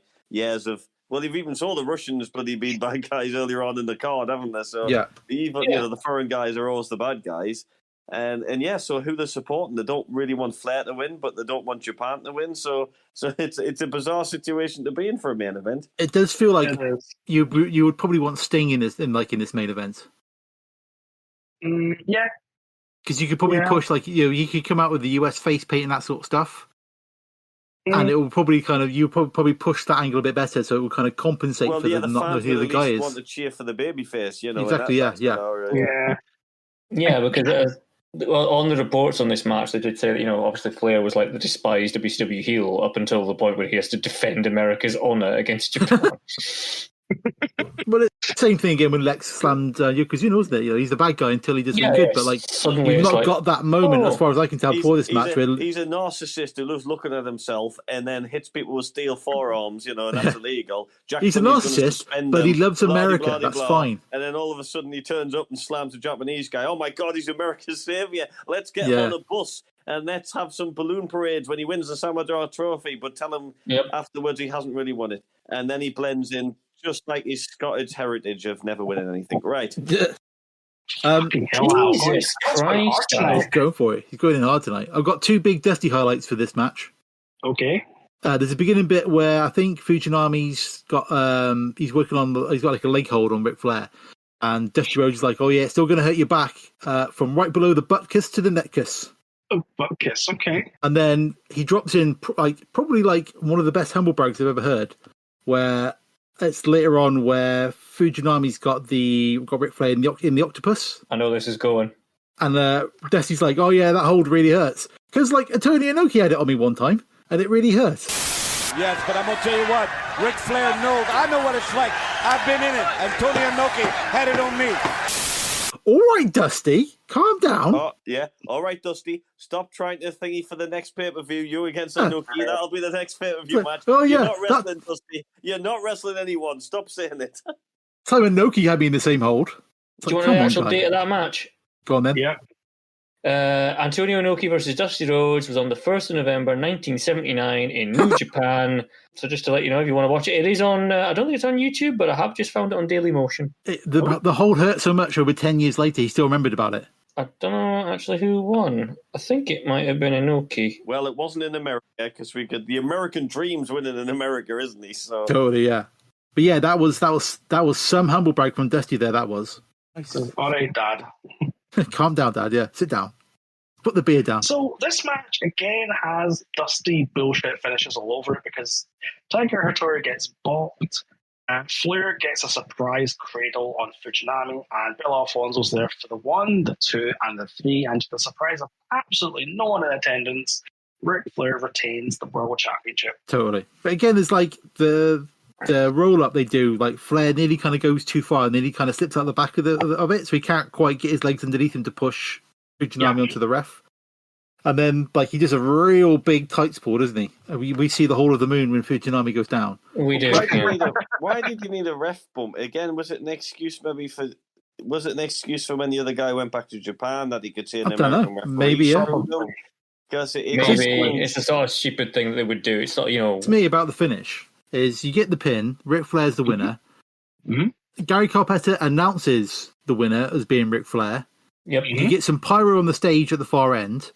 Yeah, but Flair's already left the building. He's already gone. He's walked out. Left. Yeah, I've got it on the notes here. Flair's fucked off. So they announced the winner to basically an empty arena, who are all kind of leaving the building to go out to get to their cars, with a big pyro going off, but literally no kind of there's no kind of big shot of Flair holding the belt up with a pyro behind him or anything. It's just he's gone. He's left. I think the pyro wasn't actually meant to go off. I think somebody sat on the button and the pyro went off by accident. Yeah, so we just get Jim Ross and Dusty doing a wrap-up, which is really awkward because you can see people shuffling out the arena behind them. Yeah. It does have that WCW kind of meandering ending. Yeah. Yes. You want that kind of big kind of climax finish with the winner holding up the belt, but no, don't get it at all, do you? You just get the end credits. No. Apparently Dusty Rhodes had 5 assistants during this. I'm not quite sure who. And then at the end, it's in the thanks segment, it says, Anna Leathers, congratulations, Craig and Amy. So well done, Craig and Amy. Well done to Craig and Amy, yeah, whoever they might be. Congratulations to them. Yeah, I saw that at the bottom of the credits, yeah. Yeah, congratulations them. I've just done a quick search of the table, and The highest WCW show we have at the moment is number 12 with Beach Blast 92. I think you're looking at the wrong end of the table there, Euan. Yeah, I think so as well. Now, the question is this show worse than Battle Bowl Lethal Lottery? No, it's better than that. Is it better than WCW Greed? Yes, I would say so. Okay. Is it better than WCW World War III 1995? Absolutely. Okay. Halloween Havoc 94. I don't remember much about Halloween Havoc 94. Was that the one with Mr. T in it? No, Starcade. Sorry, Mr. T, I think. That was Starcade.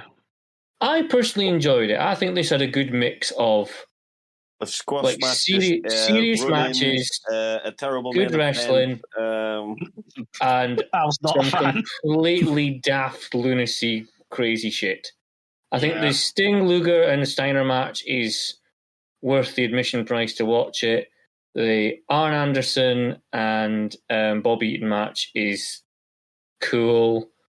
The main event's fundamentally sound from a wrestling standpoint. It's just a little bit kind of like of a damp squib ending at the end of the show. Didn't really need to be the main event, I don't think. I think you could have just had the tag match as your main event. There's a couple of highlights. I mean, the second half of and it contains Oz. It contains, which is obviously the one thing they always refer back to Kevin Nash. It contains the debut of Scott Hall, the debut of Johnny B. Bad and Mark Merrow. There's a lot to look back on historically in this show for me. I'm just Googling what Halloween Havoc 94 had on it. Halloween Havoc 94 was the main event of Hulk Hogan and Ric Flair in a cage with Mr. T as a special referee. I knew Mr. T was somewhere in it. Yay! That was... no. Sorry for me, it's got Mr. T, so this can't be better than that. Sorry. It's agreement between World War III and Halloween Havoc then, is it? Which means WCW... I forgot the name of the show. That's bad. SuperBrawl 1. Thank you. SuperBrawl 1, Return from the Rising Sun, is the 41st best pay-per-view of all time. Nice.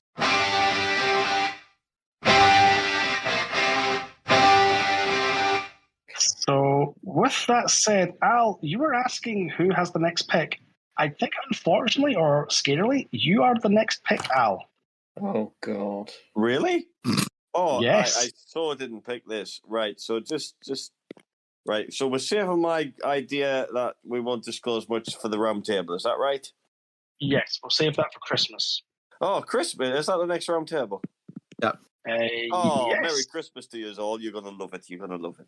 Right. So I came into this not thinking of I can tell you we're not prepared, Al. No, because I did the thingy not that long ago, didn't I? I did the main of the big event. Mm-hmm. Okay, right. Give me a second and talk amongst yourselves, and we'll find something there. I bet it's going to be a tournament. He's going to go Survivor Series 98. The question is, what would you like? Would you like something with variety? Something with a tournament? I want a pure Allen pick. I want a pure Al pick. That's what I want. Yeah, I want something Al. I want something Al pick. I don't want whatever an Al pick is. I want that. We all heard that, Cameron. I'll make sure that's boosted up in the audio when I do the edit. Okay. Sorry, sir. I don't want an Al pick. Right. Right. Okay. So let's have a think. I love how it's just like completely thrown him. Yeah, I'm all my years of wrestling knowledge. If we count to 10 and he's not decided anything, can we just move on to someone else's pick? You know what? I think I've been having this one on the list for a while. And I think it's time. Here we go. I'm pretty sure we've not done this before. I think we'll get some mileage out of it because there's maybe two good matches on the card. It's great. It's famous for a couple of reasons. It catapults somebody's career. It's an example of the finest art of commentary you've ever seen. And I'm going to finish us off by just asking, Cameron, how much do you weigh? Oh no! Oh no! Oh, Jesus. You asked for a tournament. I give you King of the Ring, 1994. Oh, damn it. Have we done 94? I don't think we have, We've done 93, definitely, haven't we? I don't 93, remember doing 94. I feel doing there'd be a lot 94. of mileage from 94. Okay. Because we are getting to that stage now in this podcast, which, by the way, I think we've actually been doing nearly 10 years. Yeah. Yeah, 2014 was the first show. April 8th, Oh, we have to 2014, have a yeah. 10-year celebration somewhere, don't we? We'll have to throw the WrestleMania yeah. WrestleMania 10 for the 10 years, yeah. Well, it was either going to be 9 for the last one, wasn't it? Or we have to do WrestleMania 17 for the birthday show. Yeah. Oh, that's far too good. Yeah, I mean, let's do a good one. It does feature the Bushwhackers. Like an actual... there you go. Just bear in mind, if we do WrestleMania 17, it's more than likely going to go to number 1. I mean, WrestleMania has been sitting there for 10 years, so, you know. Probably, yeah. It definitely would. Yeah, the only King of the Ring we've done is 93, definitely. Of course, I'm telling lies because next time King of the Ring 94 is going to go to number 1, so... Is it going to go number 1? Is it going to go number 1? Is it? I mean, it's going to go number 1 in our hearts. Whether that's a good thing or a bad thing, we'll find out. Oh, I see what you did there, Euan. I see what you did there. I applaud. Hey, thank you. What we need is a competition, and we have to count and see if we get the same answer. How many times the guy asked the famous question? Who was it again? Was it Art Donovan? Art Donovan, I was going to say, yeah, right. Art Donovan. How much does this guy weigh? How many times he says, how much does he weigh? It's going to be at least 50. I have a request for you. It's going to be a bit of work, but can you do a super call every time Art Donovan asks? Oh, I was going to say, I'm going to end up doing that, aren't I? I'm going to have to do that now. Son of a bitch. So there you go, King of the Ring 1994, coming next month. Nice. Oh, so I remember it being not bad. I mean, I remember it being okay. Well, you got a very good title match between Diesel and Bret Hart, so I guess... I was going to say, it's the first Diesel Bret Hart one, isn't it? Yeah. It carries on to show what Kevin Nash could do. I like the fact that King of the Ring final match is not the main event. Beautiful. Yes, the main event is a dog. The main event's pretty bad. So, yeah, I'm quite looking forward to this. But the tournament itself features some quite passable matches. To be fair, I think this one's pretty decent, to be fair. You know what? Yeah, you've got that main event, which isn't very good. But the rest of the cards, quite good. I don't think there's any real stingers of matches in there. I mean, there's Mabel versus IRS, but... Well, okay. I'm not going to complain about Owen Hart versus the 1-2-3 kid. I'll take that. No, that was good. It's weird. I've got, no recollection of this pay-per-view whatsoever. I think it'll be a good one. I think I went round to my mate Chris's house to watch this after school on the Monday. I don't know if it's this one or the one after, but this is not long after we get Sky in the house. Yeah, I remember going to Chris's house after school, and I remember sitting watching this show and eating hot dogs, and we got a row off his mum because one of us powerbombed the other one off his couch. Well, in which case, Cameron, it's set up. You've got to get this Chris on the podcast next time round, and you've got to eat some hot dogs, and preferably get his mum round as well. I mean, it's all set up for the next podcast. Yeah. It'd be great. That was a combination of words, Smelly, that was. Yeah. Your pal Chris, hot dogs, and his mum. I don't know. I can maybe arrange that. Who knows? It's going to get sexy next one.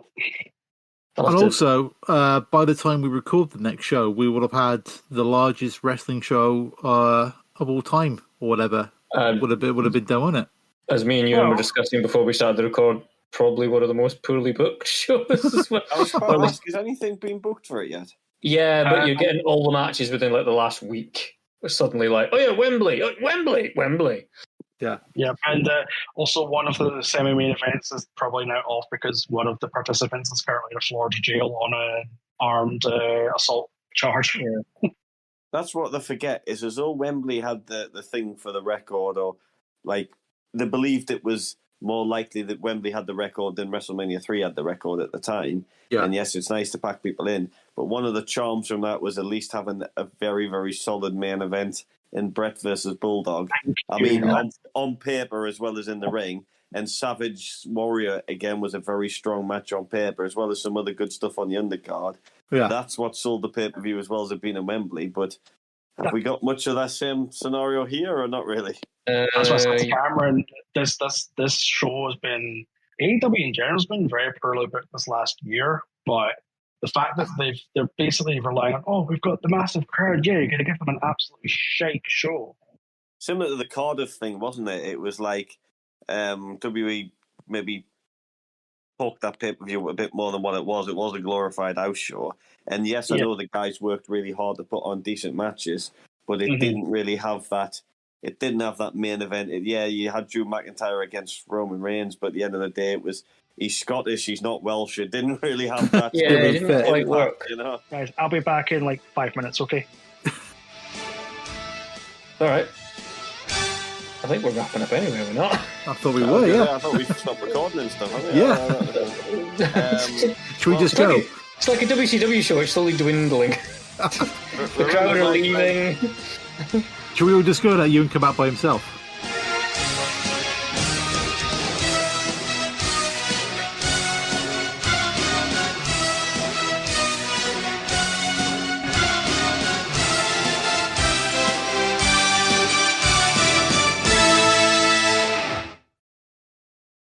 They retired Simmons' jersey at Florida State.